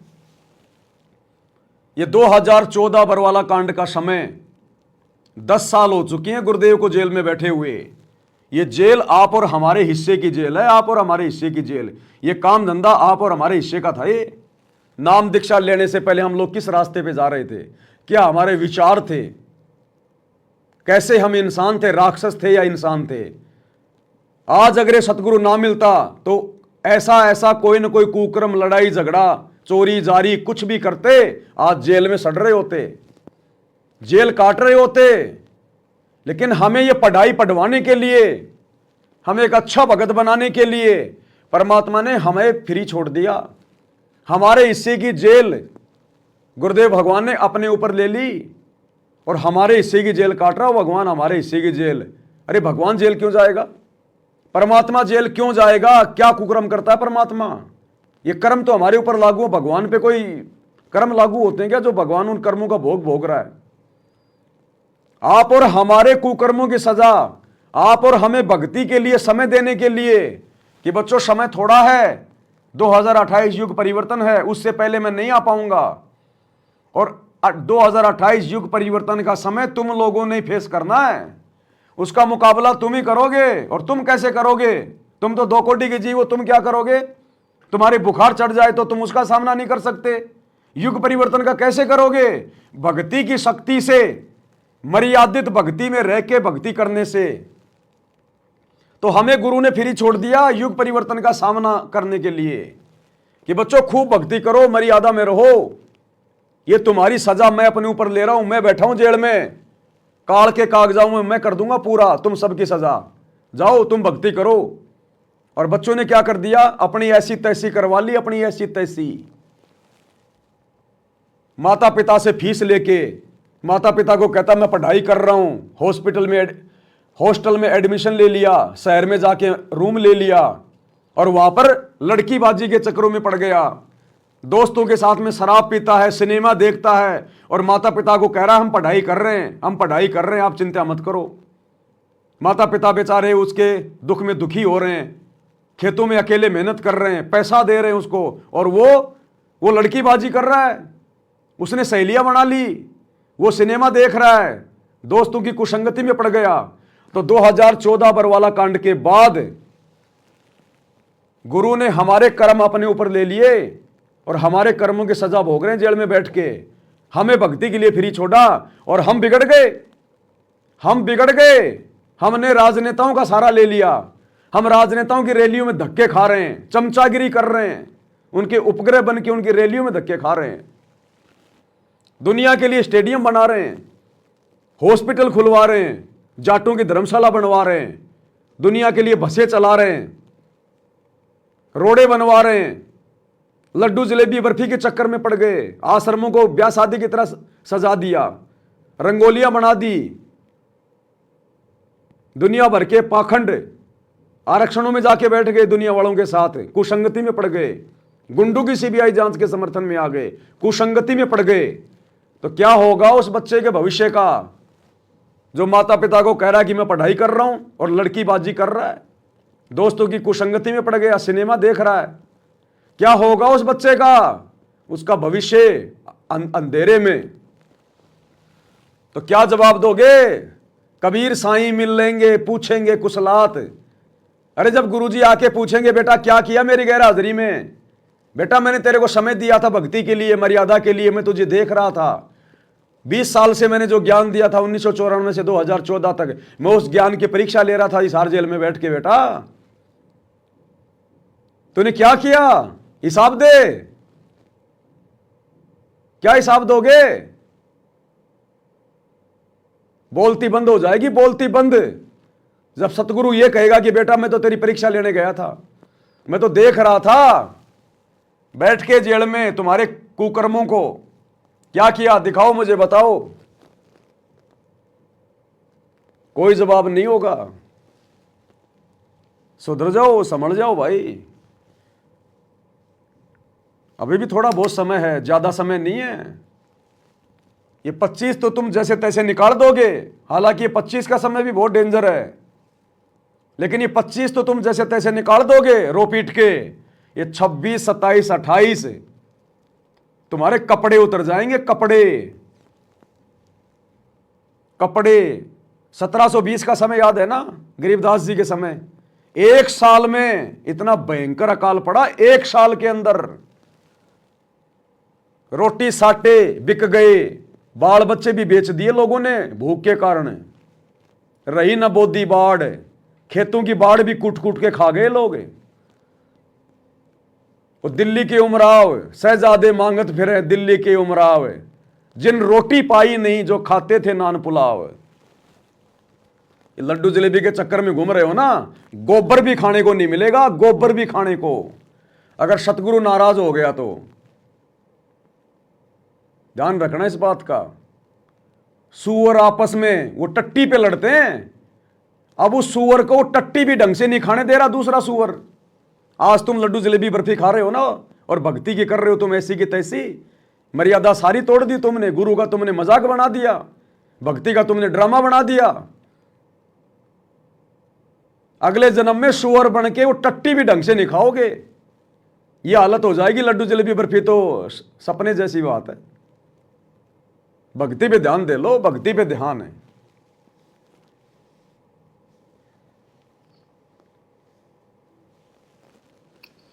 दास हरियाणा की इरिगेशन डिपार्टमेंट के अंदर सिंचाई विभाग में गया है। जूनियर इंजीनियर की पोस्ट पे था। क्या कह रहे हैं? दास हरियाणा के इरिगेशन डिपार्टमेंट में सिंचाई विभाग में जेई की पोस्ट पे था। यानी गुरुदेव ने क्या करके दिखाई? नौकरी।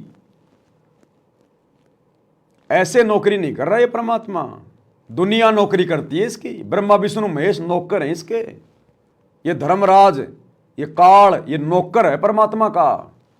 काल जो पीसे पीसना, जोरा है पणिहार, ये दो असली मजदूर है मेरे साहिब के दरबार।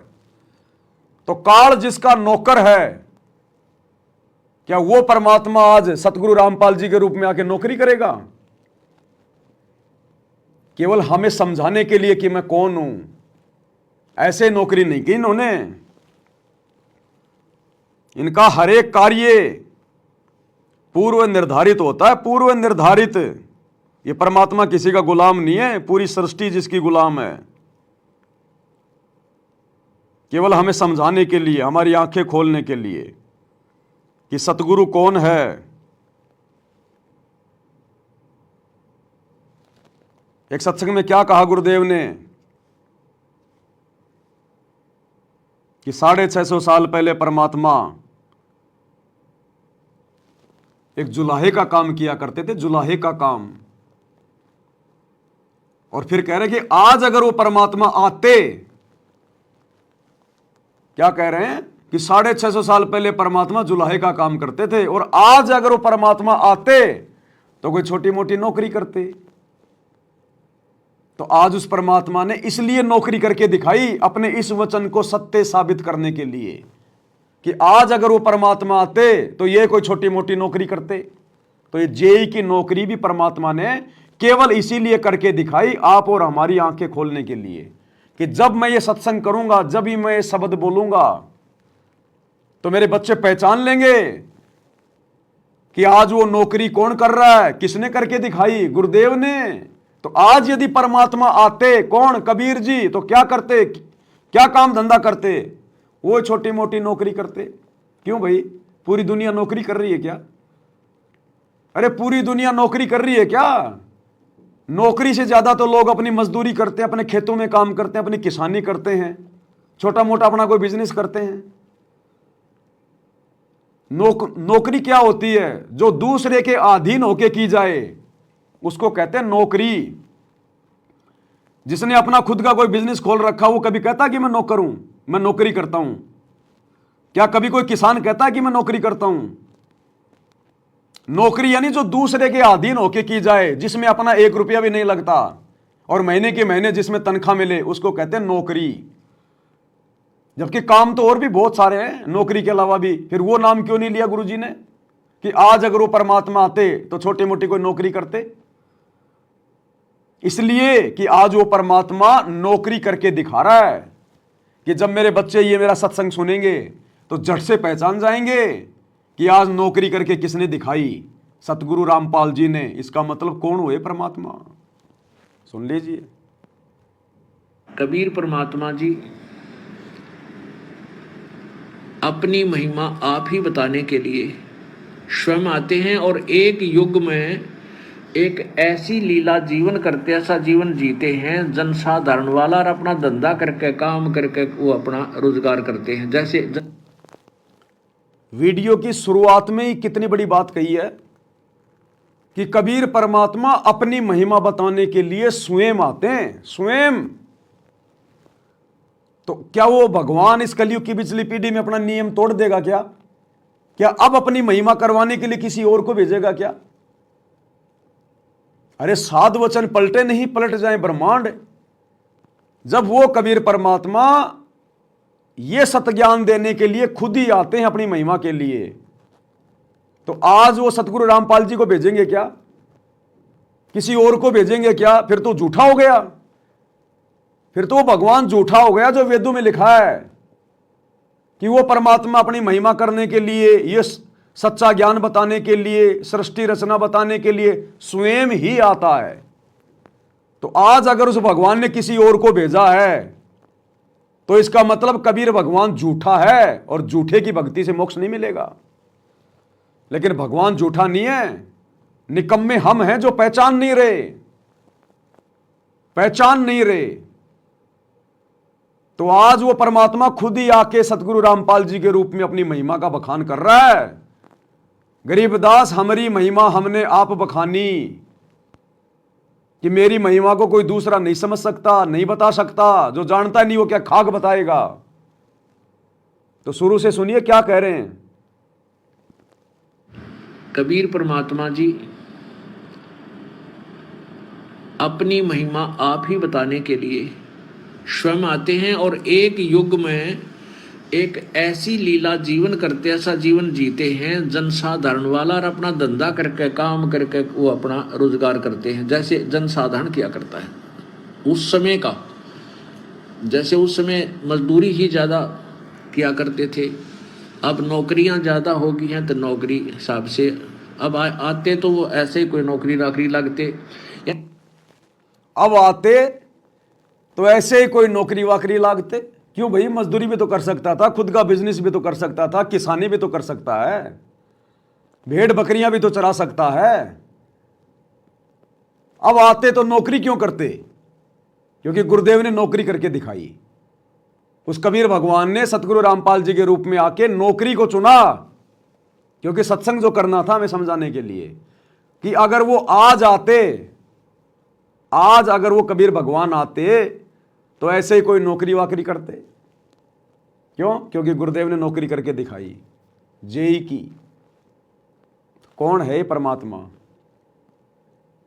अरे संकेत करेगा। नित्यानंद जी कहते हैं शब्द शयन सतगुरु की पहचान है, वो पावे अटल सुहाग रे। सतगुरु खुल के नहीं कहेगा, सतगुरु संकेत करेगा, क्योंकि हम जानवर नहीं है जो डंडे मार मार के समझाएगा। मानव शरीर दिया है, 84 लाख योनियों से अच्छी हमारे को बुद्धि दी है, और अब भी अगर वो खुल के समझाएगा, खुल के बोलेगा, फिर धिक्कार है फिर 30 साल तक उनका ज्ञान समझना। ये दुनिया से निराला तत्व ज्ञान क्यों दिया? सांकेतिक भाषा समझाने के लिए। अरे अंधेरे में टॉर्च क्यों दी जाती है? रास्ता देखने के लिए। और ये टॉर्च लेके भी हम लोग अंधे बन के बैठे हैं। टॉर्च को तो हमने ऑन कर रखा है और खुद आंखें बंद करके चल रहे हैं, तो टॉर्च क्या करेगी? अरे सतगुरु और उसका ज्ञान क्या करेगा जब भगत खुद आंखें बंद करके चल रहे हैं? तो क्या कह रहे हैं? आज आते तो उस समय का, जैसे उस समय मजदूरी ही ज़्यादा किया करते थे, अब नौकरियां ज़्यादा हो गई हैं, तो नौकरी हिसाब से अब आते तो वो ऐसे ही कोई नौकरी नाकरी लगते। यानी उन्होंने ये दिखाना था कि भाई भगवान पाने के लिए कोई विशेष आडंबरकरण की आवश्यकता नहीं, ना घर त्यागन की, ना जंगल में जाने की। इसलिए नौकरी करके दिखाई भगवान ने कि अपने बाल बच्चों का पालन पोषण भी करो, ग्रस्त जीवन में रहो, परमात्मा की भक्ति करो, मोक्ष हो जाएगा। इसलिए नौकरी करके दिखाई है। और इसीलिए वो नौकरी को फिर ठोकर भी मार दी। नौकरी सतगुरु ने रोजी रोटी के लिए करके नहीं दिखाई, पेट भरने के लिए करके नहीं दिखाई, हमें शिक्षा देने के लिए। और मात्र 2 साल बच रही थी पेंशन में। जब गुरुदेव ने इस्तीफा दिया तो साथियों ने कहा कि भाई रामपाल जी 2 साल बच रही हैं, आपकी तो पेंशन बन जाएगी, 2 साल सुख दुख पाके और कर लो। तो गुरुदेव ने कहा कि नहीं भाई, ये नौकरी करते तो असंख्य जन्म हो गए। अपने आप को छुपाते हुए कह रहे हैं कि ये नौकरी करते हुए तो असंख्य जन्म हो गए, अब तो सच्ची सरकार की नौकरी करूंगा, सच्ची सरकार की। तो परमात्मा ने फिर उस नौकरी को ठोकर भी मार दी कि मैंने नौकरी कोई पेट भरने के लिए ज्वाइन नहीं करी। ये शिक्षा केवल परमात्मा पहचानने के लिए होती है, नौकरी करने के लिए नहीं। नौकरी तो केवल एक लड्डू फेंका था ताकि माँ बाप इस लालच में आके अपने बच्चों को पढ़ा दें, और परमात्मा फिर इस पढ़ाई का फायदा उठा ले, हमें शास्त्र दिखा दिखा के। और सब कुछ होने के बावजूद भी हम अपने गुरु को नहीं पहचान रहे, इस परमात्मा को नहीं पहचान रहे, अपने जैसा मानुष मान के बैठे हैं। नई बात बनेगी भैया, नई बात बनेगी। ये लड्डू जलेबी तो जब गधे बनोगे तो कुम्हार निकाल लेगा सारे। कुम्हार ये लड्डू जलेबी का सारा रस निचोड़ देगा तुम्हारा, अगर पार नहीं हुए तो। ये खिलाना जानता है तो ये निकालना भी जानता है। तो वहाँ काम चल रहा था, हम खड़े थे, मजदूर भी थे। हमारा माइनर इरिगेशन का काम था। एक रोड का निर्माण हो रहा था वहीं पर। रोड के निर्माण पर मजदूर वहीं थे। हमारा भी काम उनके पुल बनाकर पार करना था, उस सड़क को निकाल के। वहीं खड़े थे, उनका एक्शन आया और फिर वो चला गया अपना देख दाख के। उस एक्शन के जाने के बाद एक मजदूर कहता है, ये मेरा क्लास फेलो था, मेरा सहपाठी था, मैं बकवादों बड़ा रहा, पढ़ा नहीं, खेलने जाता, बीच में स्कूल छोड़कर बाहर भाग जाते और मैं फेल हो गया, ये पास हो गया। देखा जिसकी किसी मौज है, गाड़ी में चलता है, बढ़िया कोठी बना ली है, और मेरे बच्चे वही रेत में पड़े। यूं कहते उसकी आंखों में पानी आ गया। कबीर साहब कहते आज 6 दिन पाछे गए, गुरु से किया ना हित, अब पछतावा के करे, चिड़िया चुग गई खेत। अच्छे दिन पाछे गए, गुरु से किया ना हेत। और तुम किससे कर रहे हो? कागज के टुकड़े से, नकली कबीर से, दाढ़ी मूंछ वाले मुर्दा कबीर से। और गुरु क्या कह रहा है? अच्छे दिन पाछे गए, गुरु से किया ना हेत। यानी तुमने गुरु से लगन नहीं लगाई, तुमने गुरु को परमात्मा नहीं माना, और फिर पछताए क्या हो जब चिड़िया चुग गई खेत। फिर क्या होगा? फिर उस मजदूर की तरह जो उस एक्शन को देखकर, उस बड़े अधिकारी को देखकर उसके जाने के बाद कह रहा था कि ये जो गाड़ी में बैठ के आया ना, जो ये चेक करके गया बड़ा अधिकारी, ये मेरा सहपाठी था, ये मेरे साथ में पढ़ा करता था, और भाई उस समय इसने ध्यान दे के पढ़ाई करी और हम लोग बकवादों में लगे रहे। आज ये तो बड़ा अधिकारी बन गया, सरकारी गाड़ी, सरकारी बंगला, सारी सुविधा, ये तो ऐश कर रहा है, एसी में चल रहा है, और मैं यहां पर रोड में मजदूरी कर रहा हूं, मेरे बच्चे भी मजदूरी कर रहे हैं। वो पढ़ाई के दिनों में पढ़ाई ना पढ़ने का क्या परिणाम निकला? तो आज 2014 बरवाला कांड से जब तक गुरुजी जेल से बाहर नहीं आएंगे, ये हमारी विशेष पढ़ाई का समय है, हमारी परीक्षा का समय है। परमात्मा देख रहा है, छटनी कर रहा है। यह समदृष्टि है, किसी को नहीं बख्शेगा। बेटा बेटी, भाई बंधु, रिश्तेदार, अपने दिलो दिमाग से गलतफहमी निकाल देना। यह समदृष्टि है।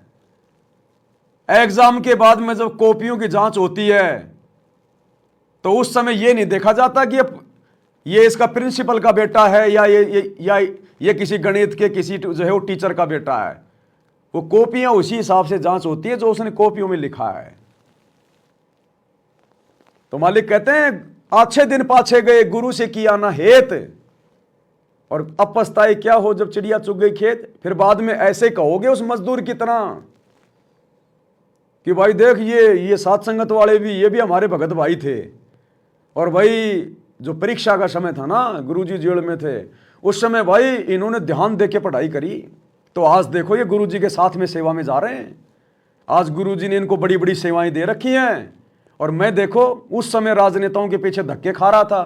बरवाला कांड के बाद मैं राजनेताओं की रैलियों में धक्के खाता फिरता था, गर्मियों के टाइम पे मिट्टी फाँक रहा था, मैं जाटों के आरक्षण में जाके बैठा करता था। उस समय ये लोग भक्ति करते थे।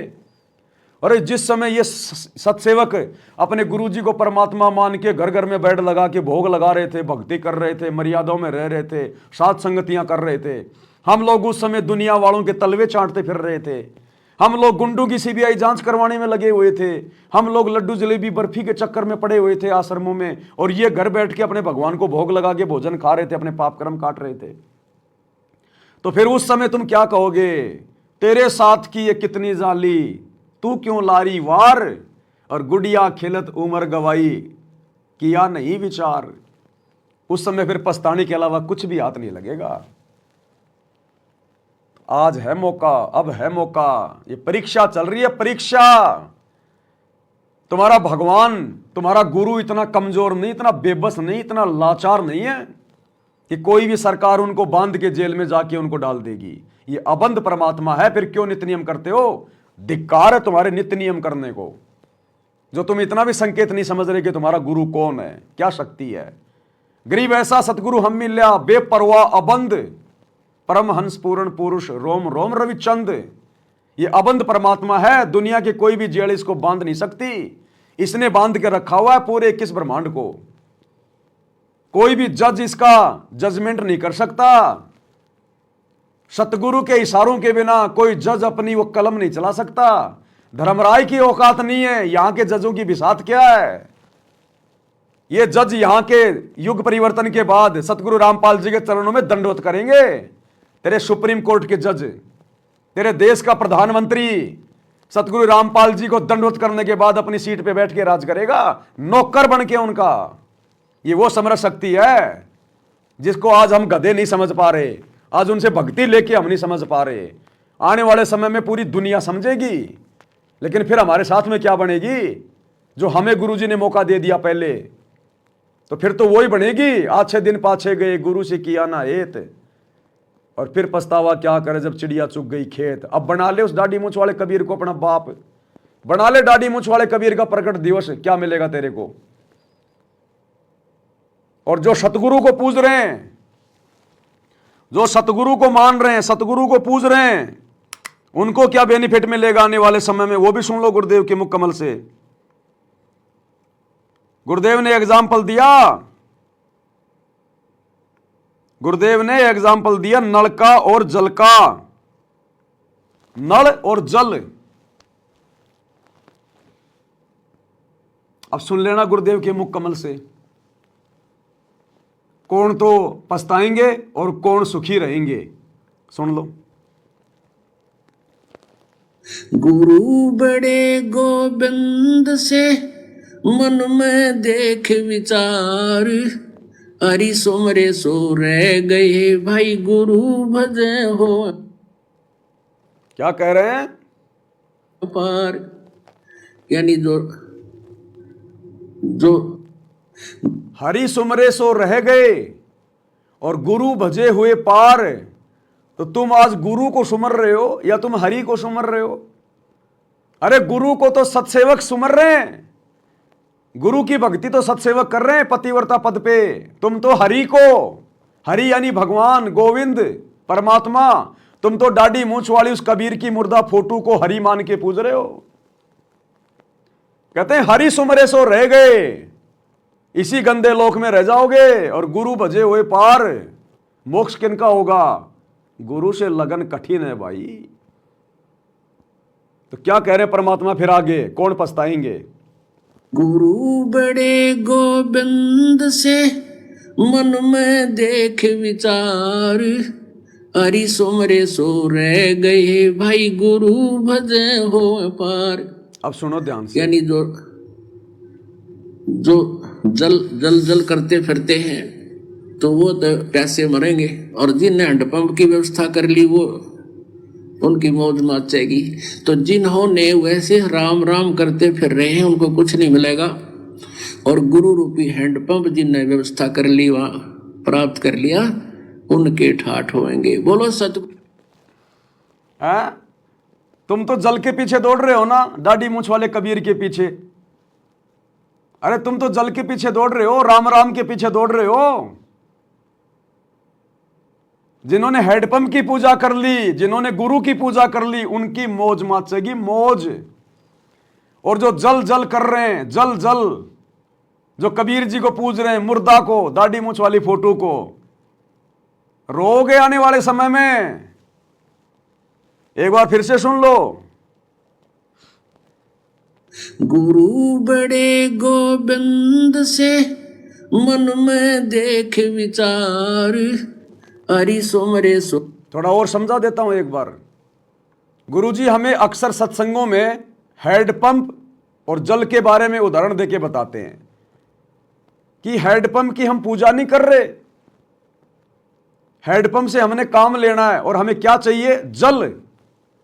वो जल हमारी क्या है? वो पूज्य वस्तु है। जल से हमारी प्यास बुझेगी। जल क्या बताया गुरुदेव ने? परमात्मा। और मिलेगा कैसे? हैंडपंप की पूजा करने से, हैंडपंप की सेवा करने से। और गुरुजी यहां क्या बोल रहे हैं? वो जल जल करने वाले प्यास से मरेंगे, और जिन्होंने हैंडपंप को पूज लिया, अपने गुरु को पूज लिया, उनकी मौज मचेगी। इसलिए दास आपको बार बार कहता है ये सांसारिक उदाहरण केवल समझाने के लिए दिए जाते हैं, लेकिन भक्ति मार्ग में हैंडपंप और जल एक ही होता है। भक्ति मार्ग में गुरु और परमात्मा एक ही होता है। ये सांसारिक उदाहरण में हैंडपंप और जल अलग अलग हैं। तो गुरुदेव कह रहे हैं जो केवल जल जल के पीछे जाएंगे, जल जल करेंगे, परमात्मा परमात्मा, कबीर कबीर, दाढ़ी मूछ वाला, कबीर प्रकट दिवस, वो रोएंगे। और जिन्होंने हैंडपंप को पूज लिया, जिन्होंने गुरु को पूज लिया, उनकी मौज माचेगी। तो सतलोक आश्रमों से जुड़े हुए भाई बहन, गुरु जी का परिवार, ये कोऑर्डिनेटर, ये तो जल जल कर रहे हैं। ये हैंडपंप को भूल गए, अपने गुरु को भूल गए। ये तो दाढ़ी मूछ वाले कबीर को पूज रहे हैं। रोगे। अब सुनो ध्यान से, अब आएगा समझ में। गुरु बड़े गोविंद से मन में देख विचार, हरि सुमरे सो रह गए भाई गुरु भजे हो पार। यानी जो जल जल जल करते फिरते हैं तो वो तो प्यासे मरेंगे, और जिनने हैंडपंप की व्यवस्था कर ली वो उनकी मौज मचेगी। तो जिन्होंने वैसे राम राम करते फिर रहे हैं उनको कुछ नहीं मिलेगा, और गुरु रूपी हैंडपंप जिनने व्यवस्था कर ली, वहां प्राप्त कर लिया, मौज उनके ठाठ होंगे। बोलो सच। अब ये मत सोचना, क्योंकि काल तो आगे से आगे चलता है ना। यहां तो गुरुजी राम राम की बात कर रहे हैं, हमको राम राम थोड़ी कर रहे हैं। क्यों नहीं करते भाई? जब दुनिया को समझाने की बात आती है तो तुम कहते हो असली राम हमारे गुरुजी है। असली राम तो कबीर परमात्मा है। कबीर परमात्मा राम राम सब जगत बखाने, आदि राम कोई बिरला जाने। असली राम तो कबीर जी हैं। तो किसी भी तरीके से आ जाओ तुम, बात वही है। तुम्हारा राम वो कबीर है वर्तमान में, वो दाढ़ी मूछ वाला मुर्दा फोटू जिसको तुम जून में पूज रहे हो। तो तुम राम राम कर रहे हो ना, जल जल कर रहे हो ना, कबीर कबीर कर रहे हो ना। मरोगे सूखे अगर अपने गुरु को नहीं पहचानोगे कि गुरु ही कबीर है। ये भक्ति मार्ग में गुरु और गोविंद दो नहीं भाई, हैंडपंप और जल दो नहीं भाई। वो तो केवल सांसारिक उदाहरण है, इसलिए देना पड़ता है। बाकी भक्ति मार्ग में हैंडपंप और जल एक ही होता है। गुरु और गोविंद दो नहीं भाई, जब तक दो समझोगे नरक में जाई। इतना आसान नहीं है भैया। ये भक्ति समझना, गुरु को समझना अगर इतना आसान होता तो परमात्मा का काम कब का ना सफल हो जाता। इसीलिए तो गुरुजी कहते हैं अब हमें वो वाणियां समझ में आनी चाहिए। अगर इस भक्ति पे लग के सतलोक प्राप्त करना इतना आसान होता तो परमात्मा वर्तमान में इन वाणियों को अपने सिलेबस में शामिल नहीं करते कि ये संसार विघन की घाटी कोई निकलेगा बिरला सूर। इस बिचली पीढ़ी में भी कोई बिरला होंगे जो पूर्ण मोक्ष प्राप्त करेंगे।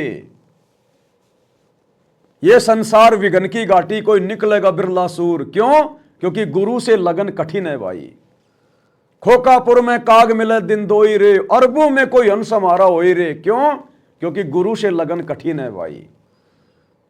दास गरीब कहे नरलोई, सतगुरु को चीने बिरला कोई। क्यों? क्योंकि गुरु से लगन कठिन है भाई। इतना आसान नहीं है।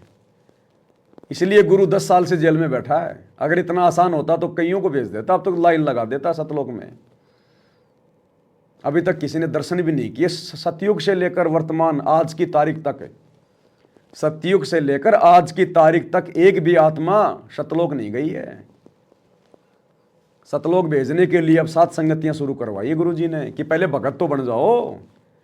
अरे पहले भगत तो बन जाओ, पहले भगत बनो। भग भोग्या भग उपजय, भग से बचा ना कोई। जो कोई भग से बचे भगत खावे सोई। असल में भगत तो उस समय कहलाओगे जब तुम स्त्री मिलन से दूर हो जाओगे, संभोग क्रिया से दूर हो जाओगे। कामी क्रोधी लालची इनसे भक्ति ना होए, भक्ति करे कोई सूरमा जात वर्ण कुल खोए। हो गए क्या तुम दूर? सार नाम ले लिया, सार शब्द ले लिया, एडी से लेकर चोटी तक सफेद बाल आ रहे हैं, औरत का पीछा छोड़ नहीं रहे। अभी ये जाएंगे सतलोक। नरक के भी भागी नहीं हो, नरक के भी फिलहाल। इसलिए मालिक ने 7 संगतियां शुरू करवाई अपना विशेष आशीर्वाद देके। परमात्मा ने ये कुक्रम छुटवाए। ये कुक्रम 7 संगतियों से जोड़कर छूटेंगे, वैसे नहीं छूटेंगे। कब तुम्हारे ऊपर काल दाव खेल देगा, तुम 2 महीना छोड़ दोगे, 6 महीना छोड़ दोगे, हद मार के मन में तुम्हारे रोज आएगा लेकिन हद मार के 2 महीना 3 महीना फिर टूट पड़ोगे कोई न कोई दिन, भूखे भेड़िए की तरह। ये अंदर से समाप्त करनी पड़ेगी इच्छा, अंदर से। रजोगुण को अंदर से समाप्त करना पड़ेगा, लोभ लालच को अंदर से। बाहरी दिखावा नहीं चलता सतगुरु के दरबार में, वो अंतर्यामी है। और ये अंदर से ये गंदगी साफ होगी सात संगति से जुड़ने से, क्योंकि सात संगति से जुड़कर हम अपने गुरु को परमात्मा मानेंगे।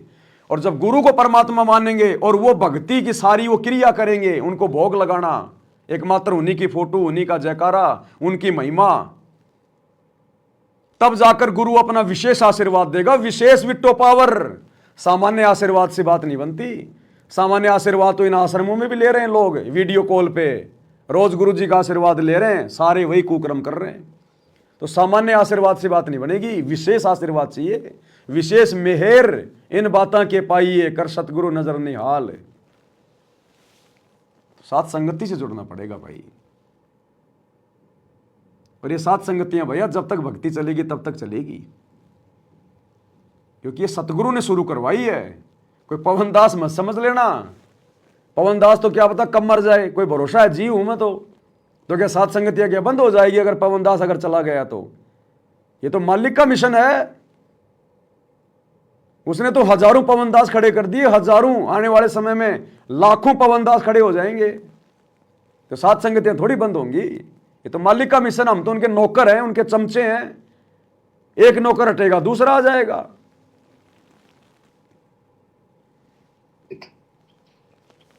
इसी प्रकार बच्चों, आज आप इस परमात्मा के कॉलेज में, स्कूल में, यदि आप ठीक से नहीं पढ़ोगे, नहीं सत्संग सुनोगे, सेवा नहीं करोगे, दान नहीं करोगे, मर्यादा का पालन नहीं करोगे, फिर ऐसे रहोगे। कबीर साहब कहते हैं, खिड़की दे दे रोवेगे सुरता जब तू चल लेगी अकेली। हे आत्मा, जिस परिवार को और जिस ठाठ बाट को, जिस राज को, जिस पद को देख कर आज जो भगवान याद में आता नालायक, यू तेरे साथ नहीं जाएगा। जिस दिन यम के दूध घसीट के ले जाएगी, टक्कर मारेगी इधर उधर, डड्डावेगी बुरी तरह तरीकों में भी सुनेगी। खिड़की दे दे रोएगी सुरता जब तू चल लेगी अकेली। आंख खोल के बच्चों, ये साफ बातें हैं, कति स्पष्ट है, 100% सत्य है, 200%, 1000% सत्य है। पर यह आत्मा क्यों ना मानती, ये मन ना मानने देता। ये आत्मा क्यों ना मानती, ये मन नहीं मानने दे रहा। अरे अगर सतगुरु खुश है तेरे ऊपर, अगर सतगुरु का तेरे ऊपर आशीर्वाद है, तो मन की क्या औकात है जो मन नहीं मानने देगा सतगुरु की बातों को? मन कोई बड़ा है क्या कोई सतगुरु से? लेकिन अभी तक आपने सतगुरु को मन से बड़ा माना नहीं है। अभी आप सतगुरु को मानुष मान रहे हो, अपने जैसा जीव मान रहे हो, जन्म लेकर आए हुआ मान रहे हो, भगवान दाढ़ी मूछ वाले को मान रहे हो, तभी तो जून में उसका प्रकट दिवस मना रहे हो। तो गुरुदेव कह रहे हैं ये आत्मा नहीं मान रही, क्योंकि मन मानने नहीं दे रहा। तो मन हमारे गुरु से बड़ा है क्या? सतगुरु से बड़ा हो गया मन, जो सतगुरु हमें समझा रहा है और मन हमारे को मानने नहीं दे रहा। क्यों नहीं मानने दे रहा? क्योंकि अभी हमने सतगुरु को मन से बड़ा माना नहीं। जिस दिन हम सतगुरु को मन से बड़ा मान लेंगे, और मन से बड़ा कब मानेंगे? जब सतगुरु को ही एकमात्र कबीर मानेंगे। फिर ये मन ऑटोमेटिक नीचे गिर जाएगा कि मेरे ऊपर कोई आ गया भाई, अब सिर पर साईं सत्य है तो को क्या भय रे। फिर ये मन नीचे गिरेगा जब सतगुरु को सिर पे बैठाएंगे। अभी तो हमने इस मन को सिर पे बैठा रखा है। मन यानी काल, अभी तो हम काल प्रेरित हैं। अरे बच्चे पैदा करने की प्रबल प्रेरणा, संभोग करने की ये प्रबल प्रेरणा कौन पैदा करता है? सतगुरु करेगा या मन करेगा? रजोगुण से प्रभावित कौन करेगा? स्त्री संभोग के लिए हमें कौन प्रेरित करेगा? रमेणी करने के लिए आपको कौन प्रेरित करेगा? सतगुरु या मन? क्योंकि बकवाद किसको चाहिए, संभोग क्रिया किसको चाहिए, कर्म किसको फुड़वाने?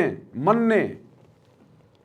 तो अभी तक तो आप स्त्री भोग में लगे हुए हो, कामी क्रोधी लालची बने हुए हो, आप तो काल के अधीन हो। भक्ति कर रहे हो सतगुरु की और सिर पे रख के चल रहे हो अपने मन को, काल को।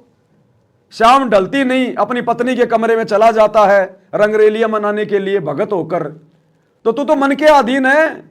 तेरे घर में दरबार लग रहा है सतगुरु का, भक्ति कर रहा तू सतगुरु की, और रात को भोजन तू तैयार कर रहा उस काल का। अरे भोजन तैयार कर रहा तू काल का, विषय वासना में पड़ के, काम क्रोध लोभ लालच में पड़ के, और भक्ति कर रहा तू सतगुरु की। तो मन कैसे मानने देगा फिर? इसलिए गुरुजी कह रहे हैं बच्चों, ये सारी बातें सत्य हैं, 2000% सत्य हैं, लेकिन आत्मा नहीं मान रही। क्यों? क्योंकि मन नहीं मानने दे रहा। क्योंकि अभी हमने मन को राजा बना रखा है। जिस दिन अपने सतगुरु को राजा बना लोगे, अपना बाप बना लोगे, उस दिन सतगुरु सिर पे हाथ रखेगा। वो हाथ अपना रख दे सिर पर जिसने मान गुरु को बाप लिया। तो अभी तक संगत ने काल को अपना बाप मान रखा है। भले सार नाम ले लिया, सार शब्द ले लिया, लेकिन अभी तक काल को अपना बाप मान रखा है। शाम ढलते ही काल आदेश देता, चल भाई एक कमरे में दोनों चलो, मेरा भोजन तैयार करो।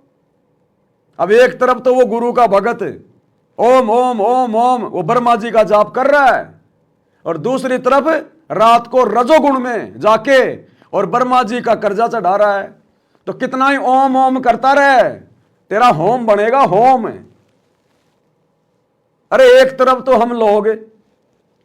तो हम लोग किसी से जो है मतलब नौकरी कर रहे हैं किसी की, कि भाई मेरे को जो है कर्जा उतारना है, और दूसरी तरफ हम उसे और कर्जा ले रहे हैं, और कर्जा ले रहे हैं। तो जिंदगी भर कमाते रहना, तेरा उधार कभी चुकेगा नहीं। तो एक तरफ तो हम लोग ब्रह्मा जी का जाप कर रहे हैं सारा दिन लेके मड़ा ओम ओम ओम ओम ओम ओम ओम, और रात को होते ही हैं फिर ब्रह्मा जी वाले उसी काम में चले जाते हैं।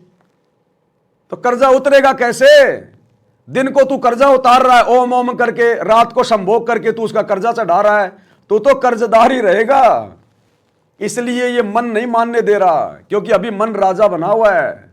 अभी मन राजा है, तेरा गुरु राजा नहीं बना अभी तेरे लिए। ये तत्व ज्ञान है, तत्व ज्ञान। इसलिए गुरुजी कहते हैं कामी क्रोधी लालची इनसे भक्ति ना होए। इसका मतलब अभी आप सतगुरु से उपदेश लेने के बाद भी अगर काम वासना में हो तो आप भक्ति नहीं कर रहे। साफ कह दिया गुरु ने, कामी क्रोधी लालची इनसे भक्ति ना होए। ये कर ही नहीं सकते भक्ति, चाहे कितना नाम ले लो, कितनी आरती कर लो, इनकी भक्ति बनेगी नहीं, भक्ति धन इनका जुड़ेगा ही नहीं। तो भैया क्या करोगे फिर? समय थोड़ा बच रहा है, फिर कब छोड़ोगे? मरने के बाद तो सभी छोड़ते हैं। अरे बूढ़े होने के बाद तो छोड़ना मजबूरी हो गई, फिर तुम्हें कौन जान देगा अंदर वाले कमरे में। जब तू 60 साल का हो जाएगा, फिर तो तेरे बेटा बेटी जाने वाले हो जाएंगे अंदर वाले कमरे में, उनकी शादियां हो जाएंगी, तेरे को कोई नहीं जान देगा फिर लाड साहब को। तो बुढ़ापे में तो तेरी मजबूरी हो गई, छोड़ना तो तू फिर भी नहीं चाहता, और मरने के बाद तो वैसे छूटेगी। तो ज्ञान आधार से क्या छोड़ा फिर तूने? अरे जीवित मरना कब चाहा तूने? यो गुरु ज्ञान विज्ञान वाणी जीवित ही जग में मरो। बुढ़ापे में तेरी वैसे तेरा जोर नहीं चला है, मरने के बाद तो वैसे तेरा कोई जो है वो रहा नहीं, तो तू जीवित तू मरा कब? इस युवा अवस्था में ज्ञान को आधार बनाकर जो इन विषय विकारों से हटेगा उसको कहते हैं जीवित मरना। सतगुरु ने साध संगत वालों पे दया कर रखी है, साध संगत वालों पे। इस भयंकर रोग से ब्रह्मा विष्णु महेश नहीं बचे। हम धरती के जीवों की क्या औकात, लेकिन सतगुरु ने औकात बढ़ा दी, क्योंकि हमने गुरु को बाप मान लिया, हमने मन को हटा दिया, पहचान लिया हमने अपने बाप को पहचान लिया और मन को साइड में कर दिया।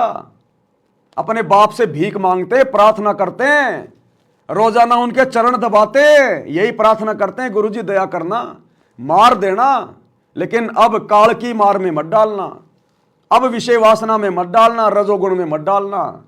परमात्मा बड़ी मुश्किल से इस बीमारी से पीछा छूटा है। सतगुरु मन में भी नहीं आने देता, मन में भी। उसको कहते हैं सतगुरु, सतगुरु की पावर। जीवित मार देगा सतगुरु, लेकिन मारेगा उसी को जो मरना चाहेगा। तो काहे की भक्ति कर रहे हैं भैया? अभी भक्ति शुरू ही नहीं है। पहली बात तो जब तक हम गुरु को परमात्मा मान के भक्ति नहीं करेंगे, हमारी कोई भी आध्यात्मिक क्रिया सफल होगी नहीं। ना आपकी तीनों समय की आरती सफल हो सकती, ना आपका सुमरन सफल होगा, ना आपके 500 यज्ञ सफल होंगी, ना आपके ज्योति पाठ सफल होंगे। सफल होने का मतलब मोक्ष में काउंट नहीं होंगे। बाकी ज्योति पाठ करोगे दे देगा भगवान। वो तो बिना सतगुरु का नाम लेके जो दान धर्म करेगा उसको भी देगा भगवान। वो तो उसका विधान है, देते को हरि देते जहां तहां से आण। इंसान नहीं तो भैया कुत्ता बन के ले लेगा, किसी सेठ की बड़ी कार में बैठ के ले लेगा। वो तो देगा भगवान। दान धर्म किया हुआ, सुमरण किया हुआ, जो तेरा भक्ति धन है वो तो देगा गुरु। लेकिन मेन चीज है मोक्ष। और उसके लिए गुरु जी कहते हैं जब तक आप अपने गुरु को परमात्मा नहीं मानोगे, आपकी भक्ति शुरू भी नहीं है। कोई भी आध्यात्मिक क्रिया आपकी सफल नहीं हो सकती। ये छोटी बात नहीं है, सुन लो एक बार।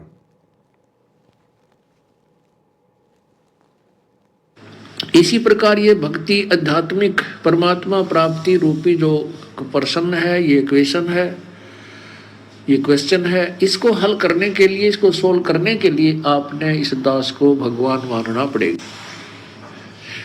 तब आपकी आध्यात्मिक क्रियाएं सफल होंगी। क्लियर? अरे मैं पवन दास नहीं कह रहा, आपका गुरु कह रहा है कि जब तक अपने गुरु को, इस दास को परमात्मा नहीं मानोगे, तब तक आपकी कोई भी आध्यात्मिक क्रिया सफल नहीं होगी। एक बार फिर सुन लो। इसी प्रकार ये भक्ति आध्यात्मिक परमात्मा प्राप्ति रूपी जो प्रश्न है, ये क्वेश्चन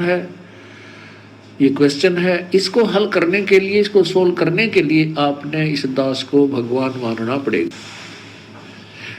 तब आपकी आध्यात्मिक क्रियाएं सफल होंगी। अब हमारी आध्यात्मिक क्रिया कौन सी है भाई, जिनको हमने सफल करना है? हमारे तीनों समय के नित्य नियम, सुबह का नित्य नियम, दोपहर की रामायणी, शाम की संध्या आरती हमारी आध्यात्मिक क्रिया है। प्रथम मंत्र का जाप करना, सतनाम का जाप करना, ये हमारी आध्यात्मिक क्रिया है। जिसको सतगुरु से सार नाम मिला है वो भी आध्यात्मिक क्रिया है, उसका स्मरण करना। 5 यज्ञ करना हमारी आध्यात्मिक क्रिया है। और गुरु जी कह रहे हैं जब तक गुरु को परमात्मा नहीं मानोगे, आपकी आध्यात्मिक क्रिया सफल ही नहीं होगी। अरे तो गुरु को परमात्मा मान कहां रही संगत है? संगत तो दाढ़ी मूछ वाले को मान रही है परमात्मा। तभी तो जून के महीने में उसका कबीर प्रकट दिवस मना रही है, क्योंकि प्रकट तो भगवान होता है। अगर अपने गुरु को संगत परमात्मा मानती तो सतगुरु का प्रकट दिवस मनाती, लेकिन सतगुरु तो का कोई प्रकट दिवस है ही नहीं। सतगुरु का प्रकट दिवस तो केवल सतसेवक मना रहे हैं। 8 सितंबर को सतगुरु प्रकट दिवस है। तो वो लाखों की संगत, सतलोक आश्रम वाली गुरु जी का परिवार, ये गुरु को परमात्मा मान ही नहीं रहे। तो बताओ फिर उनकी आध्यात्मिक क्रिया सफल कैसे होंगी? क्या तुम्हारा गुरु झूठा है? अगर तुम्हें लगता है कि हमारी आध्यात्मिक क्रिया सफल हो रही है तो फिर तुम्हारा गुरु झूठा हो गया, जो कह रहा है कि गुरु को परमात्मा माने बिना आध्यात्मिक क्रिया सफल नहीं हो सकती। और जब तक तुम उस दाढ़ी मूछ वाले कबीर को परमात्मा मान के उसका प्रकट दिवस मनाओगे, तब तक ये माना ही नहीं जा सकता कि तुमने गुरु को परमात्मा मान लिया। क्योंकि प्रकट तो एक ही होता है, दो नहीं होते। तो या तो सतगुरु रामपाल जी हैं या फिर वो कबीर, दो में से एक का मनाना पड़ेगा। तो तुम आश्रम वालों के तो कोई आध्यात्मिक क्रिया सफल हो ही नहीं रही, इसीलिए तो अकाल मौत मर रहे हो। इसीलिए तो तुम्हारे अंदर काल सिर पे बैठ के कुप्रेरणा कर रहा है। तुम्हें राजनेताओं की रैलियों में भेज रहा है, गुंडों की सीबीआई जांच में भेज रहा है, जाटों के आरक्षण में भेज रहा है, जाटों की धर्मशाला बनवा रहा है, स्टेडियम बनवा रहा है, तुम्हारे कर्म फोड़ रहा है। क्यों? क्योंकि अभी तक तुमने गुरु को परमात्मा नहीं माना, जिस कारण तुम्हारी कोई भी आध्यात्मिक क्रिया सफल नहीं हो रही, तुम्हारी भक्ति नहीं बन रही। केवल सतसेवक मनाते हैं सतगुरु प्रकट दिवस 8 सितंबर को। इसके अलावा कोई बौद्ध दिवस, कोई निर्वाण दिवस, कोई कबीर प्रकट दिवस कुछ नहीं मनाते। केवल एक दिन 8 सितंबर का साल में, और कुछ नहीं। और रोजाना गुरु को परमात्मा मान के गीता अध्याय 3 श्लोक 13 के अनुसार भोग लगा रहे हैं। इसलिए हमारी प्रत्येक आध्यात्मिक क्रियाएं सफल हो रही है। सतगुरु पल पल हमारे साथ में है। इसलिए श्री ब्रह्मा जी का प्रभाव सतसेवकों पे नहीं हो रहा, श्री विष्णु जी का प्रभाव सतसेवकों पे नहीं हो रहा, शंकर जी का प्रभाव सतसेवकों पे नहीं हो रहा। सतगुरु ने उनको दूर बैठा दिया कि खबरदार अगर मेरे भक्तों की तरफ देखा तो। अब इनका कनेक्शन मेरे से जुड़ गया है, तुम्हारे से कोई लेना देना नहीं है। इसलिए युवा 25-25 साल के, 30-30 साल के भक्तों ने, जो पहले धर्म पत्नी थी अब धर्म की बहन बन गई, और खुशी खुशी, कोई दबाव में नहीं, जल्दबाजी में नहीं, ज्ञान को समझकर, अपने आत्म कल्याण के चिंता को लेकर आपस में दोनों ने विचार करके कि भगत जी बाढ़ में जाए ये भोग विलास, बाढ़ में जाए बच्चे पैदा करने की फैक्ट्री। मेरा जन्म कोई बच्चे पैदा करने के लिए थोड़ी हुआ है। ये दुनिया पड़ी जो सतगुरु की भक्ति नहीं कर रही, ये करती रहेगी।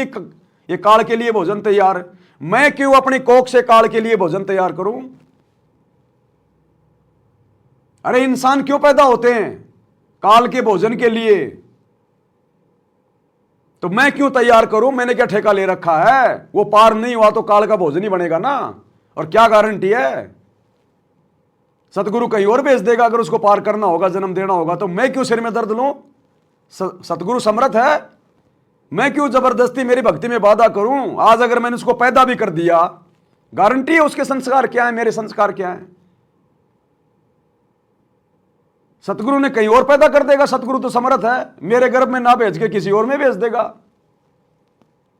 और वो पैदा होके मेरे को देगा क्या? वो तो लेगा ही लेगा, मेरा समय छीनेगा। जिस समय की कीमत कितनी बताई गुरु ने। अरे बच्चा पैदा हो गया, 8-10 साल तक तो खून पिएगा, आपका खून। रातों आपको सोने नहीं देगा, सुमरण नहीं करने देगा। कभी बीमार हो गया, कभी ये हो गया, कभी डॉक्टर के जाओ, कभी लैट्रिन कर दिया, कभी पेशाब कर दिया। रात को 2 घंटे रो रहा है, सुमरण नहीं करने दे रहा, शांति से सोने नहीं दे रहा। रात को लेट सोओगे, सुबह उठोगे कैसे? वो देगा क्या वो बच्चा आपको?